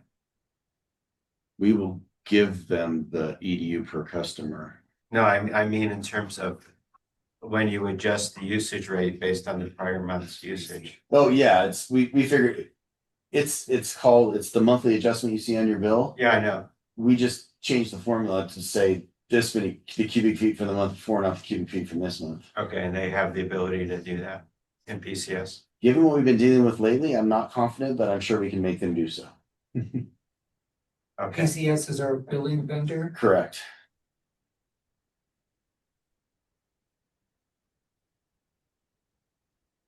Okay, so we haven't verified yet that they have that, they could do that calculation. No. Okay. You're skeptical. No, I just think it's worth planning ahead. Not doing it in that month, that's all. Yeah. Any other questions? So, the proposal is to consider adopting this at this meeting Correct. without a public hearing. We're not required to have a public hearing. I know we're not required to, but we. Yes, it is to consider adopting this at this meeting. Method 2. Say it. Well, then I think we should amend the document because I think it says very explicitly somewhere that we would have a 45-day notice and a hearing in this document. We can strike that from this document when the motion to adopt, but it's not required. If the board would like to do that, we could. I'm just asking what the procedure is. Yeah, the procedure is that we do not have to because this is not subject to Prop 218. Right. So that might have been leftover language from. I imagine it was. Right. Huh? So I might imagine it was just from an earlier version, a couple of years ago or something.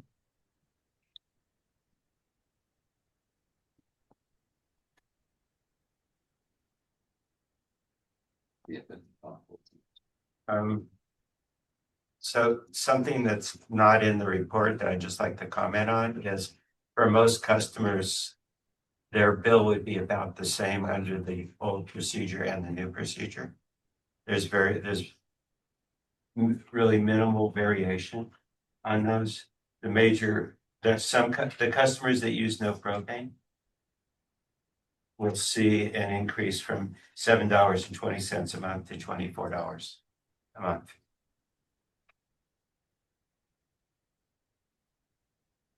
When I say no propane, or nearly. They're propane customers that don't use propane in that month, as opposed to they are not propane customers, right? Not. This only affects propane customers. Yeah, this is looking at the average bill. The minimum number of homes that do not take propane. No, these are customers that didn't consume propane. No, I understand, Yeah. but I believe we have a tiny number of customers that are already here living in Kirkwood, not new developments, that don't have propane. They won't have anything. They won't pay a monthly base If they're rate. not a propane customer, they don't Not pay that customer. propane. So it's about 444 customers versus water, or connections, which is about 789. Yeah. So only about 2/3 of the valley is a propane customer. Oh, I didn't realize it was. And Doug, to your question here on this page, as you can see, recommendations for financial plans and update rate structures will be presented to the board, needing to adopt rate schedule for us, June 6th. So Yeah, it's page 73. It's got the public the older hearing. stuff, Yeah, is that in the executive summary on the bet? yes. Yeah.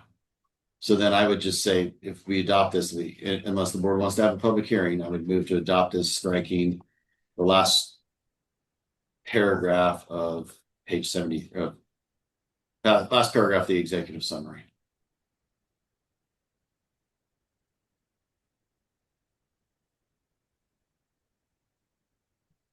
Okay. Any other questions? So motion to approve the propane rate study with the change to delete the last paragraph of the executive summary.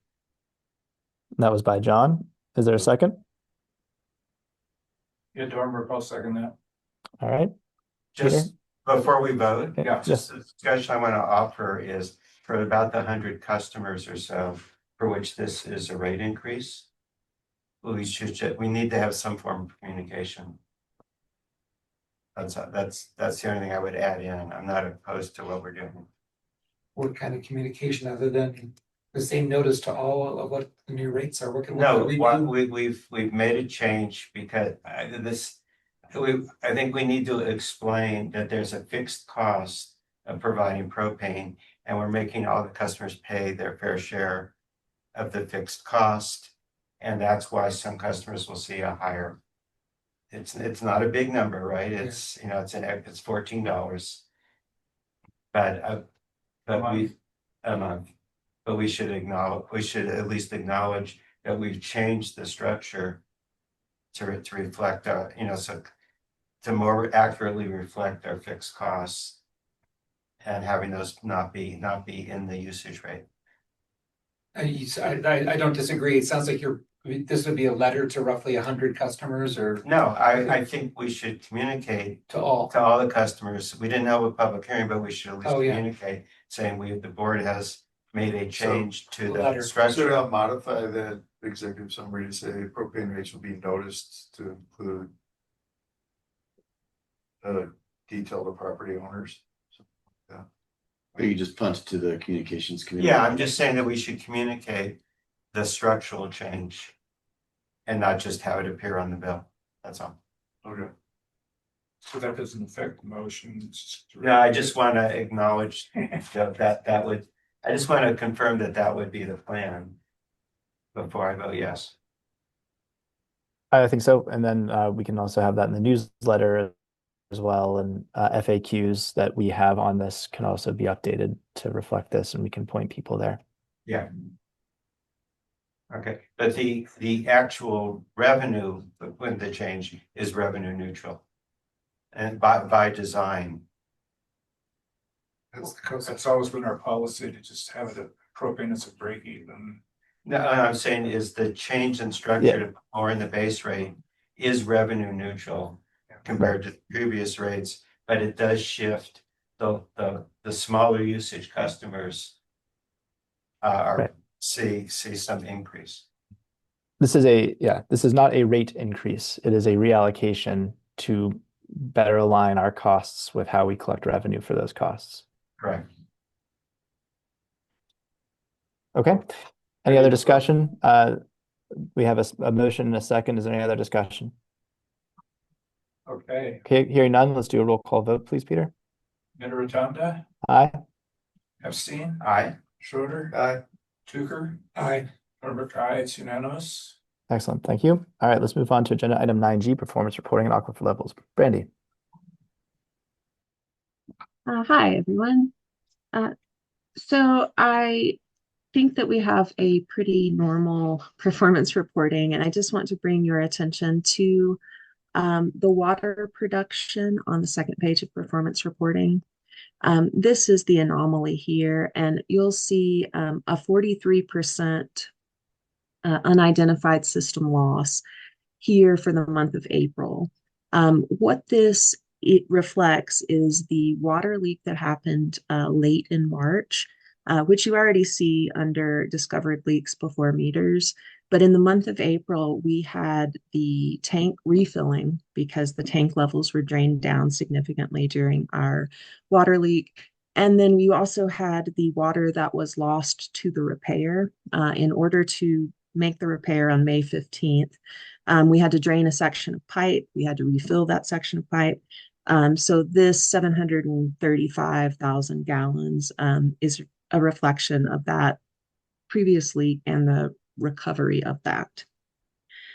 Any questions on that? When we look back on this in the future, I, for one, will struggle to remember why this was. Isn't it an identified loss, not an unidentified loss, if we know exactly why it happened? And some of it we even caused to happen intentionally.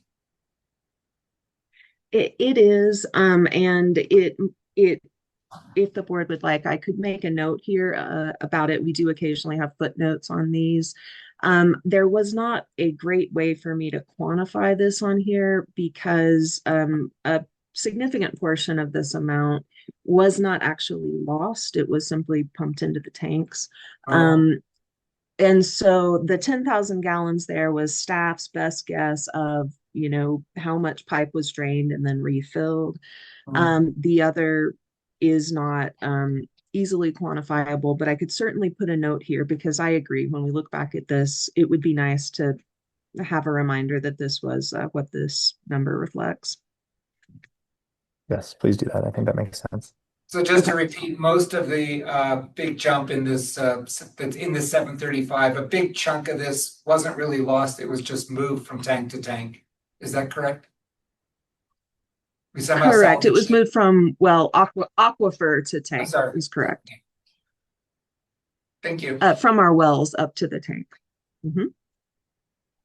All right. And so you can also see in wastewater our 50% or 55% I&I. We are continuing to see water melting off the snow melt of the mountain. We do still have that coming into our system, but it is at this point in June starting to slow down. So we'll see the end of that. And I would just interrupt you, Brandon, real quickly and say that the capital improvements that we talked about and approved earlier address some of these things, right? I mean, I think it was like $40,000 a year or something like that for the next couple of years to help mitigate some of this I&I. Is that correct? Yes, an ongoing push, and that is what those funds are hoping to accomplish, is to patch up things in our system that allow extra water to get in that is not sewage that we need to treat. If it were not too difficult, it would be nice if these spreadsheet reports had a line at the bottom to show last year or maybe average of the last 3 years. We have I&I of 55% of April. Of course, that's always when the snow melts. How bad was it last year? in percentage terms, that would be a nice add. I keep an eye on that. I can tell you that it's not very consistent or easy to look at because depending on the snowpack, depending on whether we got rain on snow events throughout the year. But it's certainly something that I could periodically bring to let you take a look at. I keep a running track of 5 years data, and it's not terribly helpful to me, but I'd be happy to bring it to let you guys look at it. But Brandon, I think, in all the years I've been a pleasure to be a part of this, I think the thing I've taken away is that it's not the month-to-month number that really matters that much. It's more the end of year total. And I think if you wanted to maybe think about that as we come towards the end of this year, maybe showing year-on-year numbers to help us give that context for water and wastewater, I think that would probably be more functionally useful for the board to see. Because at some level, given we're making all of these investments that I just mentioned, what I would like to see is that that yearly number is coming down and our investments are paying off, right? Like that would be a nice thing to see that move in the direction that we're hoping that our money and our investments are making it go. That's a good point, Doug, and I think that is a more useful number to look at. Certainly, I can put that together. That'd be great. Thank you. And if there aren't any other questions, that's really all I had for the performance reporting. Okay, thanks, Brandy. Any other questions for Brandy? All right, let's go on to 9H, the Water Master Plan. I'm sorry, just to back up on propane, when does that go into effect on July 1st? Yes. Okay, I just wanted to confirm that. Yeah. Yeah, and that was it was explicitly stated in there. Yeah, okay. Water. Doug, can you just confirm for me you're seeing the water master plan? I just changed tabs on the. Yes, I do see it. Thanks for asking. Yeah, this was not in the packet for anyone else who's paying attention. This was too large to have in there, so it is its own link from the website. But if you do click on board packet, it takes you to 2 links, which included this one. Correct. Sorry, I should say that. Thank you. So any questions for Brandy on this? I had 2 questions. Well, first of all, I just think it's a really high quality, incredible detail done. So I'm really impressed with the content of the report. There's one page which has an invalid link. So I assume we would correct that or ask it to be corrected. And then my other question, it talks about water aging, which is an interesting concept. I'm wondering, is there a target that you don't want the water to age past? Right. So because it doesn't really say what we should be trying for. Right. So it doesn't really apply to us, but it is a factor everywhere else. So there's a thing called disinfection byproducts. So when you add chlorine to water, so even after you filter water or treat water, in our case, pull it from the wells, there's some residual bugs and bacteria in the water, sediment, things like that. Chlorine can react with those things to create what are called disinfection byproducts.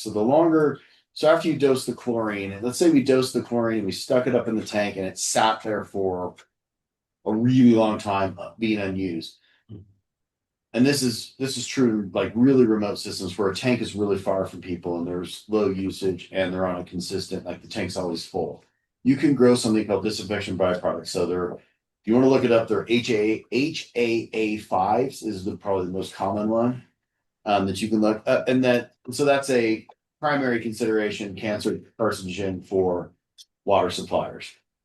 Because of the way we operate our wells and just keep our tanks when we need them and they're constantly being used, we don't have a long retention time in the system. They don't have aged water So it was like 5 days right. We don't have a long retention time. So the longer your retention time, the worse your disinfection byproducts can be, depending on your chlorine dosage. So for example, if you look at East Bay Mud, they dose ridiculous amounts of chlorine compared to what we do.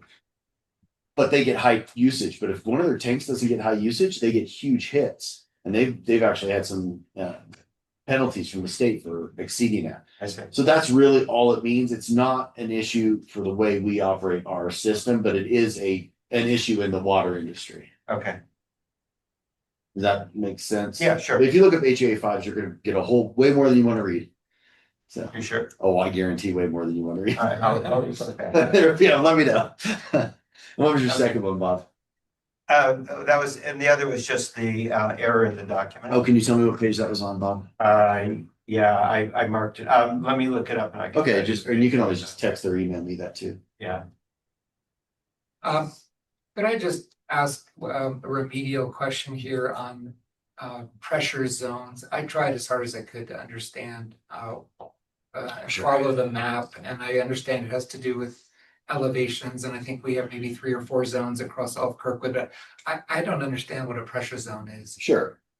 So easiest way to explain it, I think, and I'll use you as an example. So we have a tank over here on this side, so we have Dangberg tank over here, and Dangberg tank is much higher than your house. And so if Dangberg tank is the one feeding across to you, you're going to get ridiculous pressure, which East Meadows sees ridiculous pressure. A lot of people in East Meadows have to have their own pressure reducing valve on their side of the meter. You perfect, see, good. So I picked the right person. Yeah, This is my guinea pig. So what a pressure zone would do at some point in the system, we put a pressure in the system, not at your house. We put a pressure reducing valve from this section of line to this section of line, so that Just so the line, okay. so it would reduce, I don't know, Larkspur's pressure. Larkspur would be a pressure zone, for example. It's probably not, but I'm just bad example. But Columbine's a better example. But that's a pressure zone. We're going to say Columbine's a pressure zone. We're going to have a starting point and an ending point of a pressure zone with a pressure reducing valve for those customers. Hence, what it would do is ultimately say all our customers have pressure between 20 and 80 instead of 20 and 135 or 40 and 135. We'd have a consistent. Everybody would basically have the same pressures regardless of how low or high your house was. It's always like when you say Columbine versus somewhere else, it's always a question of how high Exactly. relative to the tank. Relative to the tank in our case. But it has to go down to get up. But that doesn't matter. The Oh. siphon means nothing. It has to do with the elevation of the tank versus the elevation of your house minus some pipe losses. That's more or less. There's something called friction losses in the pipe. I don't want to get too technical, but more or less, elevation of the tank versus elevation of your house is all that you care about. I saw the number 120 PSI in there, Mhm. and I heard the numbers you just mentioned. So across our system, thanks to all this PRV pressure management. If we do them, We don't, so we have some in the system, but they were basically abandoned decades ago or a decade ago before I got here, and they haven't functioned or haven't been maintained and all that before. so we And so we have some pressure. pressure zones, but what I would say is industry standard is you want to target between 40 and 80 PSI for every single customer you have. We don't do that. And so You wouldn't want more than 80 anywhere in the system is what I could think. if we did get these PRVs into the system regulated, then you could take your PRV off at your house. So if your personal PRV failed, it wouldn't matter because we've regulated the system within those industry standards. But as we now get in and start this discussion, I mean, without having investing in these better system PRVs, if I can call them that. System PRVs, that's good. Without those today, pressure varies and can get well over 100 today. They're It's not- talking below 80. It's not the pressure varies. I don't want to, you don't want to say it that way. Oh. Pressure varies by customer in the system. Pressure does vary in the system based on tank levels. That's de minimis compared to your elevation. So, Peter is much lower than Eric Rickert, much lower elevation. So his pressure is consistently higher on average than Eric's, Oh, right? Sorry, strike that reverse. The other way. Strike that reverse. If Peter's is consistently lower than, so Eric's is higher. So he has a PRV on his house. So if his PRV fails, that can have substantial effects on, fire sprinklers and plumbing in the house, but it's the customer's responsibility to maintain their PRV. How many customers really pay attention to their PRV? I don't know the answer to that, but this would basically eliminate the need for those. So your pressure varies at your house from day to day, from hour to hour. Yeah. But as a consistent rule, you're in this range. Yeah. But Peter's here and Eric's here, but the range is like this between themselves. So Last it's question. more about consistency in the valley of a constant static pressure versus a variable pressure. Thank you for now. Page 2-4. Is that the link? Well, I'm looking at the one from the EOP package. I'm assuming that's the same document. 2-4.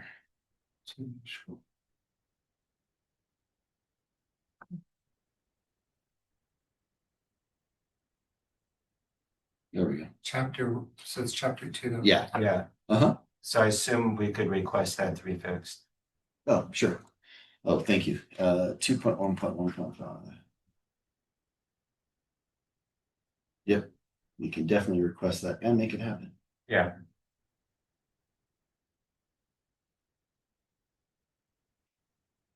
And I would just say, Peter and I reviewed this in EOP and recommend adopting. Right. Great. Thank you for doing that. Any other questions on this master plan? Brandy, anything else you wanted to add?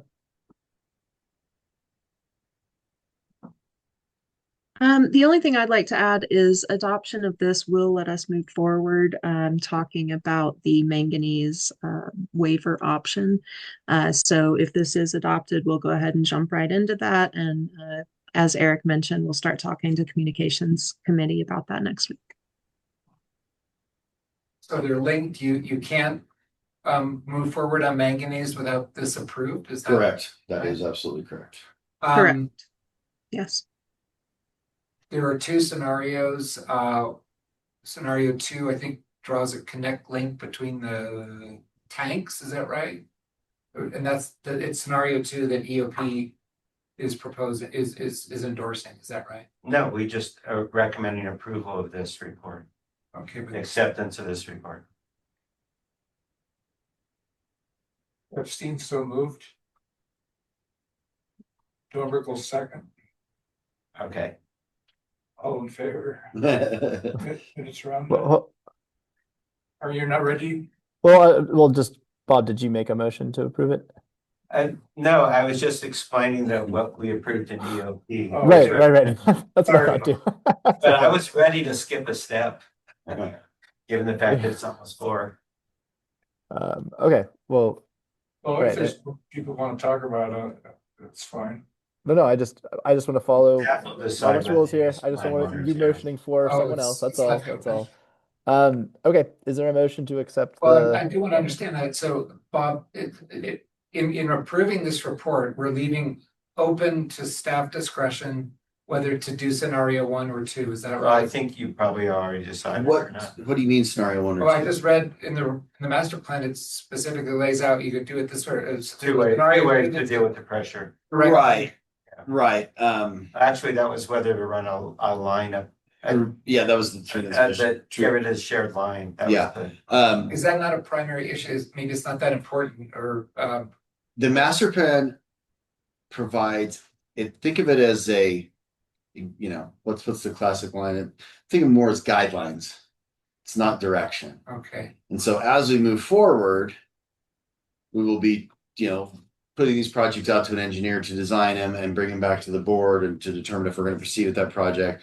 This is your outline. This is not Okay. anything set in stone. If we do not adopt this, we'll be in violation of our state water permit. And so I would strongly recommend we adopt it. All right. Ready to Any other vote. questions? Otherwise, I Right, so entertain I motion moved to. adoption. That was Bob. Water Master Thank you, Bob. 2025. Is there a second? And Dornberg seconded it. Thornburg second. Peter, can you please give us roll call? Sure. Minutes Aranda, Aye. Epstein, Aye. Schroeder. Aye. Tucker. I Dornberg, aye, it's unanimous. Excellent. Thank you. All right, let's move on to 9I, the cross connection control plan. Brandy, I believe that's still you. It is. So this is another requirement by the state. We have had a long running history of a cross connection plan, but there were some updates at the state level about what we needed to have in our written plan. So we have been working with West Yost on this. In the version here and the draft version in the packet. We do have some updates that need to be made as far as our contact information because of recent staff turnover. But other than that, we will work with Westios to do that for the final plan if the board approves that. And we will need to get this document to the state by July 1st. So if there are any other comments that the board would like to see addressed in the final document, we will get those incorporated before we submit this to the state. I will note that the hazard assessments that they talk about were included in the capital budget, and so those are anticipated to start happening this summer and continue into next year. Maybe just a high level for those that aren't familiar with cross connection, what Yes, it please. means is basically we are trying to protect the integrity of our distribution system from contamination from customers. So basically, if water flowed from your house back into the system, that's a contamination. Especially if you look at some of like the chemical fire systems, definitely have to have backflow prevention so those chemicals don't get back in our system. If someone has an irrigation meter, that's open to atmosphere, right? So for example, let's look at the snowmaking meter over at 7 here. That's a great one.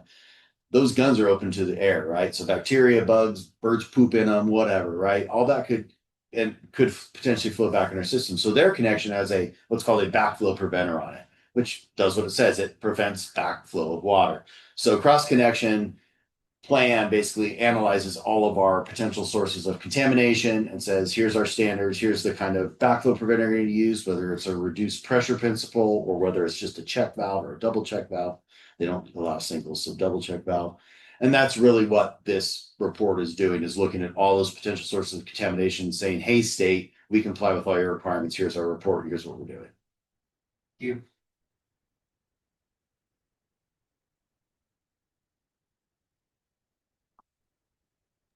This was an unfunded state mandate, if I remember, Eric. They all are, Derek. You show me a funded state mandate and I'll show you a unicorn. Right, Terry? Okay, any questions on the cross connection control plan? Yeah, I move we adopt the cross connection control plan. I was up. Yeah. Okay, Bob motions. Is there a second? The Dornbrook, I'll second that. Okay.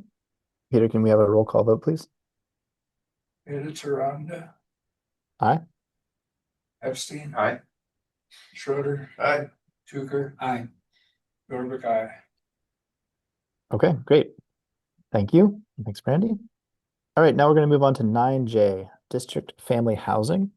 So this is not a new overall topic, as some of you might recall. We've been talking about this for some time, and we're now at a point where we have all of the information that John and I on the personnel committee side of things have been guided to collect. And so what you can see in the board packet now is a summary of what we reported the last time we talked about this, as well as the newest information and the appraisal that came from the independent appraiser that we had hired.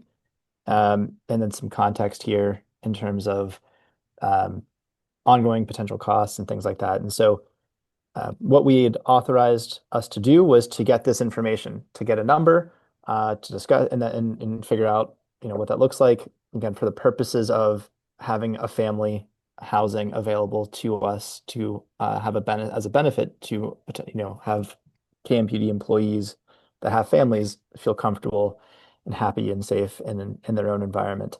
And we do not have this anything that's suitable for this today. And so this is where this is coming from. And as you might remember, one of the things that we're trying to be very careful of and cautious with this process is that the unit that we're looking at is owned by our general manager. And so this was independent appraisal that was done to give us this information and trying to, keep Eric out of this process as much as possible, of course, given the conflict of interest involved there. So today we want to talk about the information provided here, and then the board will have to decide whether or not it would want to move forward with this and potentially acquire this unit. So John, anything else that you'd like to add? Yeah, we tried to be complete in documentation as far as what the process was. The appraised price came in at 580,000. We tried to enumerate both the upfront fees that would be required, things like the KCA real estate transfer fee, and then what ongoing operating costs be. So that's all in that document. And I think what the personnel committee would be looking for is a recommendation, is a approval to move forward and issue an offer on the property and then secure financing by applying for mortgage to cover that purchase. So are we ready to do that, or do you want to go through the details on that? Yeah, there are just thoughts, questions, or anything that you have about this. But we are at that point now where we could potentially move forward with this. Well, let me just say, I think we've been looking for a property like this for over 6 months. If I remember correctly, nothing has come to market.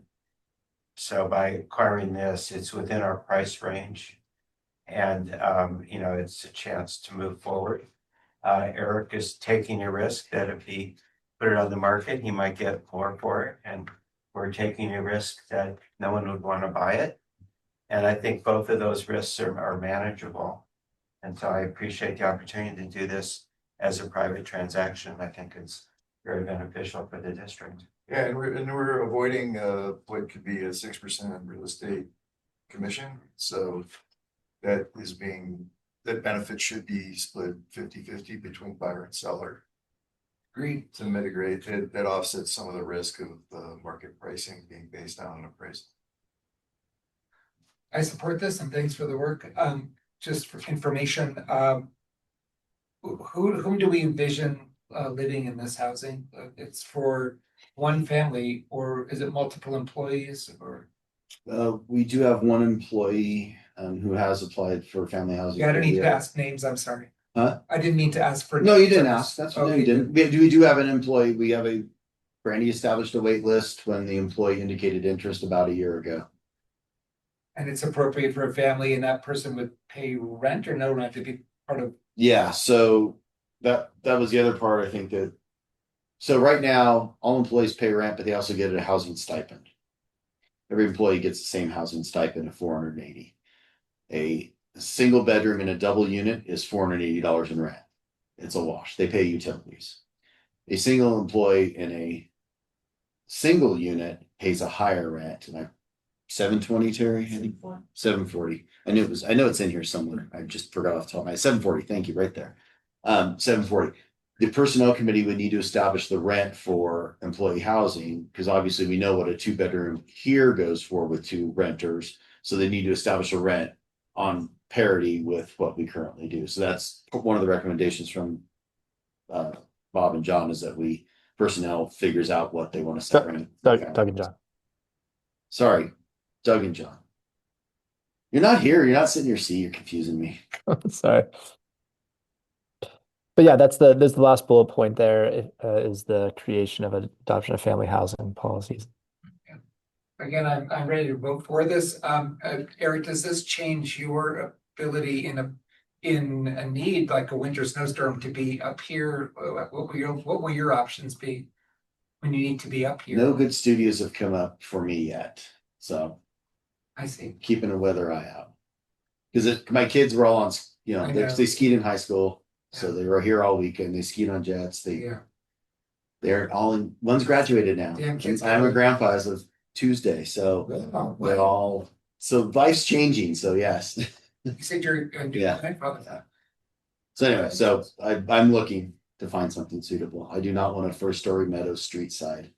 And I know what that's like on first story Meadows. Meadow side was manageable. Street side, not so much. Peter knows what I mean. We can get you into Locker Rock. I don't know if the employees would really want to treat you. It's a chance to supervise in a new way. Motion to. Anyway, I just really want to thank Doug and John. This was above and beyond the normal board activities. So I appreciate it. time to put in. Okay, Tucker has made a motion to approve. Motion to approve, yes. So whoever motions to approve also has to provide housing for Yeah. All right. So two good motions. Is there a second?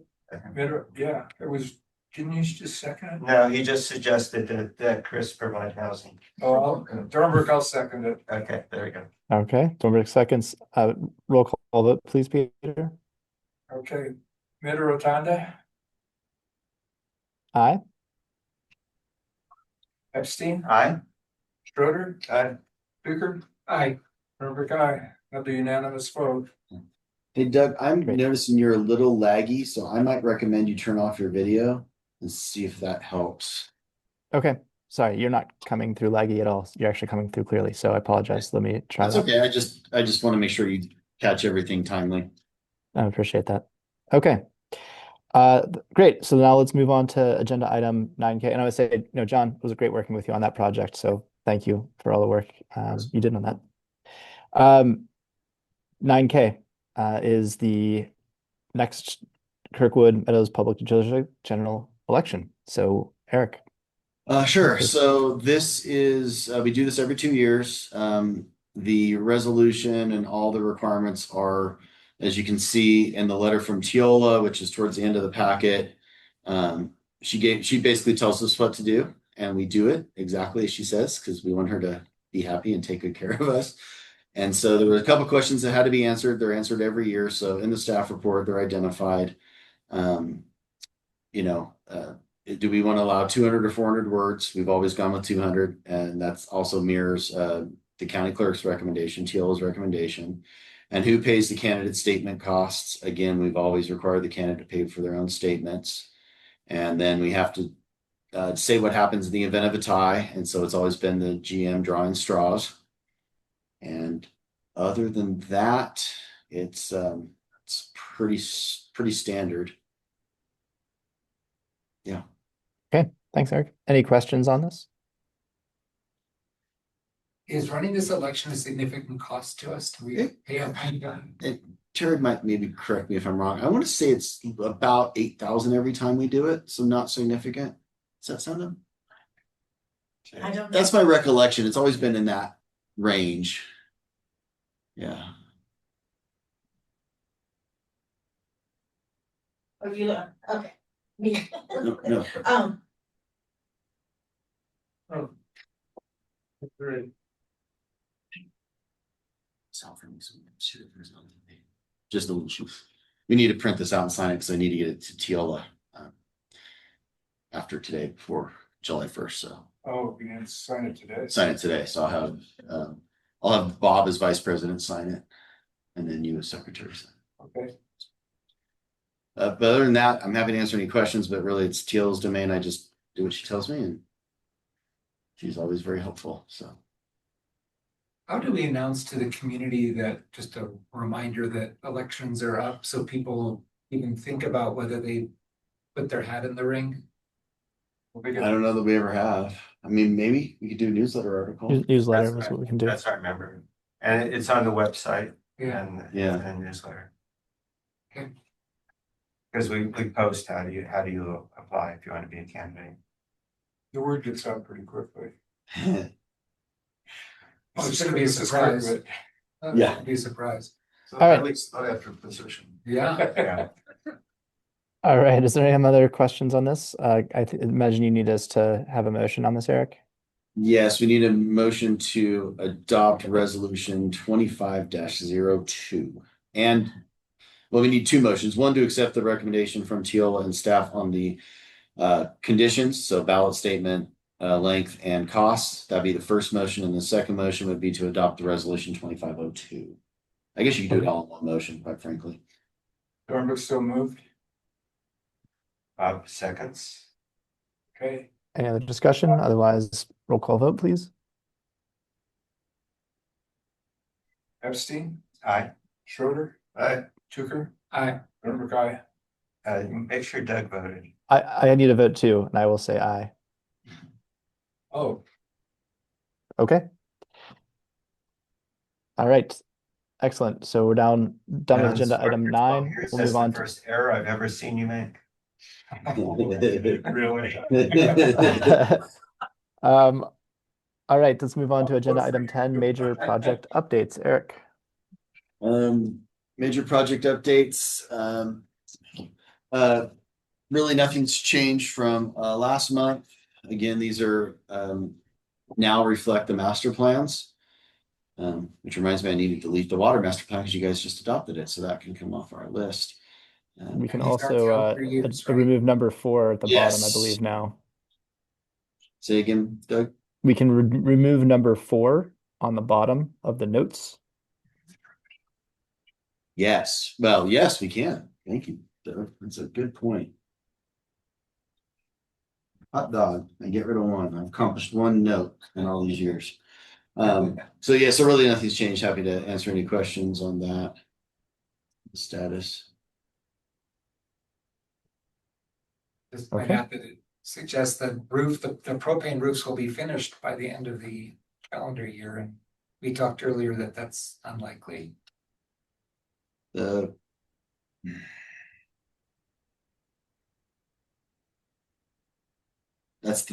Sorry, you're correct. Yeah, I was thinking the vaporizers would be done. You're right. It'll bleed 2 years. So we'll update that too. And do we feel the well 4-5 project, which I think includes the manganese, is that also likely to be so soon? Yes, that's in fiscal year 26, 27, which is when we anticipated the construction. The design is this fiscal year. It's just, no, well, I'm misreading it, I guess. I read it to say 2025 Q3, Q4. Planning. That's the design. If that's what the blue means. It's the planning. Oh, yeah, of course, sorry. Yeah. So we haven't, Obviously, if we get the waiver, that would change what that project means. You know, I can't remember now, what's the water hazard assessment? That's the other unfunded state mandate that follows the construction control plan, or the Soviet Union, as I like to call it, CCCP. It's the thing that follows that, and that's a 2-year project. That's about 150,000 that we have to do. So the waiver, This is for freshwater water. This has to do with probably the protection of the integrity of our potable water system. the waiver is getting some acceptance of stinky water. no, it's not. Yes, I mean, Yeah, maybe you could rephrase that question. Yeah. well, let me answer the question with a question. Do you think our water is stinky? No, Then would you vote for the waiver for this thing that the state thinks is stinky? if I understood it was gonna cost me money. And it's de minimis and it means nothing, which is what communications is gonna help with, hopefully. Yeah, I mean, at some levels, if someone had really high iron and manganese, you're gonna get taste and odor issues. I mean, we are, Brandy, correct me on this one, we are in the thousandth decimal place over, like 0.2, 0.002 over the limit. It's not detectable by. Yeah, it's very normal- minimal. It's not detectable by normal people until you get like, in the hundreds or the tens place. So the state likes to be a good nanny and tell us what we need to feel and Spend our money. spend our money. Well, spend our money, not their money. They're not helping with this. So yes. Spend our money. Yeah. Spend Kirk's money. So yeah, so that's the waiver would definitely, it's not stinky water. It is imperceptible thousands of an MCL deviation from our permit. That's it has an impact, because the other thing we talked about is diverting property tax. Right. Yeah, that's a big chunk of money that we'd have to cover. Mm-hmm. Fire. Luckily, you're not in a crowded theater. Thank you. And that was it. I'm happy to answer any other questions if there are any. Okay. Let's go to the general manager's report, number 11. I think we've covered everything I've been working on is what's in this packet. I've talked about the water wastewater rate study. There should be some information ready for board's initial consumption. We anticipate bringing it. We talked with John. It's just due to timing and rescheduling the finance meeting. We're going to bring it to the board for the first time on July 4th. And so we should have something then with the consultant. Then with anticipation of adoption rates, best case scenario, October 1st. Electric, right? Water and wastewater. Okay. Electric rates, so no, I'll fill that, make that part of GM report. Electric rates, we will hire a consultant post July 1st to begin developing a rate structure. To go into effect the middle of 26, right? They would go into effect July 1st of 26 for electric. For water, wastewater, October 1st of 25. But other than that, that's really all the majority of what I've been working on is this stuff that we just adopted. So yeah. Okay, thank you. Are you gonna do the wastewater plan update? Yeah, no, that we got it. I'm gonna leave it at that. It's yeah. So we're ready for operations report then, Rick? I am ready. You're ready. Let's do it. Agenda item So 12, first- please. First, I just want to acknowledge staff. We've had a control point up here all week doing the SCADA upgrades at our wastewater treatment plant. And luckily, none of you knew about that, but our staff definitely did because there were several days where the plant was offline. We're getting a lot of flows in, and they're trying to point by point device, valve, sensor tied into a computer. And then hopefully by the end of the day, when the plant's been offline and we're just getting more and more water, turn it back on and hope it works. Long story short, staff did a great job this week. We're still troubleshooting and getting through it, but I was told this afternoon, Brandy, that we had both trains running and things were looking good for the weekend. And they're running on the new system. Running on the new system, and the new system is so much better than the old, where staff will be able to troubleshoot issues that come up, alarms, remotely look at the system. It won't be like if everything goes down and where's that old hard drive that we have for a backup on the shelf that's in the middle of nowhere. But again, a lot of staff time this week. So you're going to see some increases in payroll for water, wastewater, which will reflect on the budget. And then did you have any other ads for water, wastewater? The other thing I would add is we're going through the closing process of the loan right now. So we received the final change order from KG Walters. Received that 2 days ago. We've sent it off to USDA for approval. Once that's done, I can approach USDA with the final budget. Even though the project's not done, they're willing to do this. And once they approve that final budget, then we can start the closing process. We've been working with Dave Fama at Jones Hall and James Wesniak over there as well as Tanya Galentine with USDA. We've had multiple meetings on that. And we are targeting to close and do the transfer in September. That is our current goal. So mid-September probably. So there will be some resolutions that will come before this board probably in August. Just the official closing resolutions with USDA. It's a perfunctory ministerial matter, but that is one thing we do have to do as well. I wish I could have spent all the money at that low interest rate, but we tried. We got as close as we could. So we will not be incurring the full 7.44 million. That's a good route. But you saw the other projects that some of that money. Yeah, no kidding. So, but all in all, from the financial side, that's where that's going. That's moving along. Where we're having bi-weekly check-ins between Jones Hall, USDA, and myself.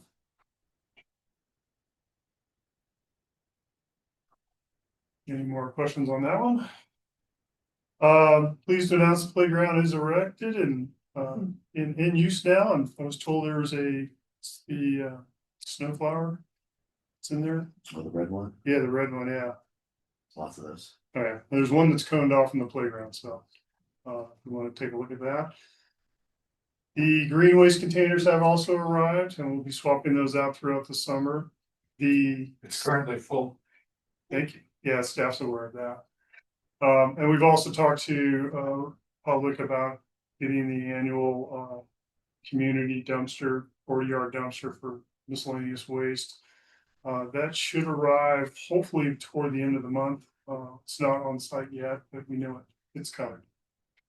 And then for snow removal, we know there's still a few snow stakes up. We had hoped to get those down sooner, but we are still looking to hire some staff to assist us with the smoke testing, but if not, staff that we have on deck now, we'll be slowly trying to get the last few snow stakes out, hopefully before the holiday weekend as well.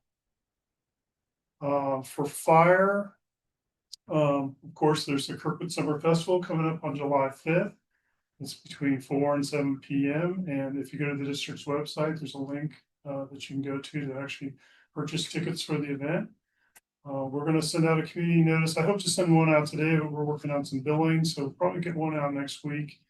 And we've been working with Jennifer Herbert to really organize and have a similar event as last year.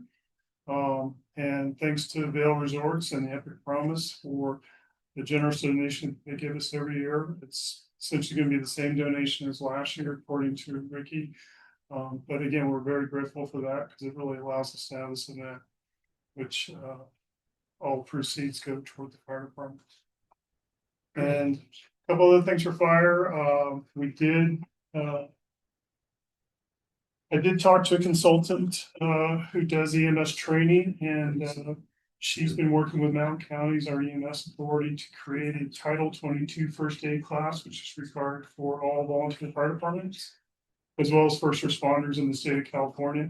She has just recently given me the curriculum and also the costs. So I'll be approaching the 501c3 board with a request for to about $3,500 to have her teach the course. It's a 22-hour course. So very grateful for all the time and effort she's put into it. Do they come here to get the? It'll be 10 hours online and then 10 hours of actual in-house training. Good. And if the stars line up, if the 501c3 board approves it, then we hope to have this course in September and October when some of the seasonal firefighters come back, or volunteers, I should say, come back. Training was great. Yeah. Real good investment. And this is going to be something new for us, Alpine County, and I think Mountain Counties. They've never approved the SOG, the policy for this. There's a policy, but this is going to be actual course guide. So we're kind of making new trails for the counties for this type of program. So it's going to be very productive for everybody. Proactive. It's good. Yeah. And then finally, just to recap kind of the last month for fire department, we're year to date, we're up to 69 calls. Looking at the last couple of years, our call volume definitely goes with the snow. Last year, our call volume was around 48 this time. The year before, when we had a heavy snow year, it was 66. And going back 5 years, really, the call volume moves when the resort's busy. But yet we still are challenged for volunteers, and even with May being a fairly calm month weather-wise, we still missed about 23% of our on-call shifts, meaning that there were 29 shifts that weren't taken. 16 of those were on the weekends. Actually, 22 were either Friday, Saturday, and Sunday nights. This month, the on-call schedule actually looks better during the weekends, and that's thanks to some of the captains who are going to be staying up here on Friday and Saturdays. But point being is there are shifts that aren't covered where there's nobody here, or one volunteer shows up, or the county relies on myself or backup from either Eastern Alpine County or Andover Fire Protection District to cover the district. And Rick, the shifts that are covered may only have one person, is that right? Correct. So not necessarily staffed Yeah. for the right situation. So my worst case scenario shift, I'm glad you brought that up, Bob, was on Tuesday, May 24th, 2:30 in the morning, a.m. 11-month-old infant was having difficulty breathing and was transported. Where I had one volunteer provide EMS care as best as he could at his ability, as well as try to calm down the mom family and await for Medic 7 from South Lake to arrive to take care of the patient. So This, in this incident, it was a resident. this was a resident in Kirkwood. And an infant, Yeah. a volunteer. By themselves. Who was alone on shift. in the evening, I'm guessing, and had, 2 a.m. did that, 2 a.m., right? Did that person have to, how far did that person have to drive? Our person, They drive from home to the station to the call within the valley, and then wait for and ambulance, wait for an ambulance. It's about 45 minutes drive time. sitting with that family for Yeah. 45 minutes at 2 in the morning. It's a lot to ask for one volunteer. Yeah, it sure is. So, is the child in good shape? I heard the child is just fine, Good. but a little scary. Yeah, oh, yeah. And if I followed your numbers before, the numbers this year, 60, high 60s, Mhm. are on par with a big snowy, I mean, we had an average snow year, I think you could say this year. Yeah. But the numbers were on par with a big snow year and more calls than like in the 40s in a year ago. Correct. Okay, thank you. I appreciate hearing an anecdote like that. I'm glad you brought that to the meeting. Yeah, and I'll bring that back until things settle down or get more volunteers. Or the solution. Yeah. But that concludes the operations report. Unless there's any questions from the board. Thank you, Rick. Okay, let's go ahead to go to 13, standing committee reports. Finance, John. We've been through everything. Okay, EOP, Peter. We're gonna meet next Wednesday, otherwise I think covered everything, anything about it. Yeah, we mostly looked at the water. Okay. All right, communications. The report is in the board packet at the end of it for our last meeting, and we have another meeting next week where we'll discuss propane. We came up with that, that was some from today, and then the manganese as well as the new updates for the Alpine County fire proposal. Rick, when does Personnel. the newsletter go out? Next week. Sometime next week. Thank you. And then personnel, I think we've covered everything. IT and cybersecurity, Bob. We didn't meet. Okay, and LAFCO did not meet either. There are no temporary advisory committees. So let's go on to 15, general board discussion.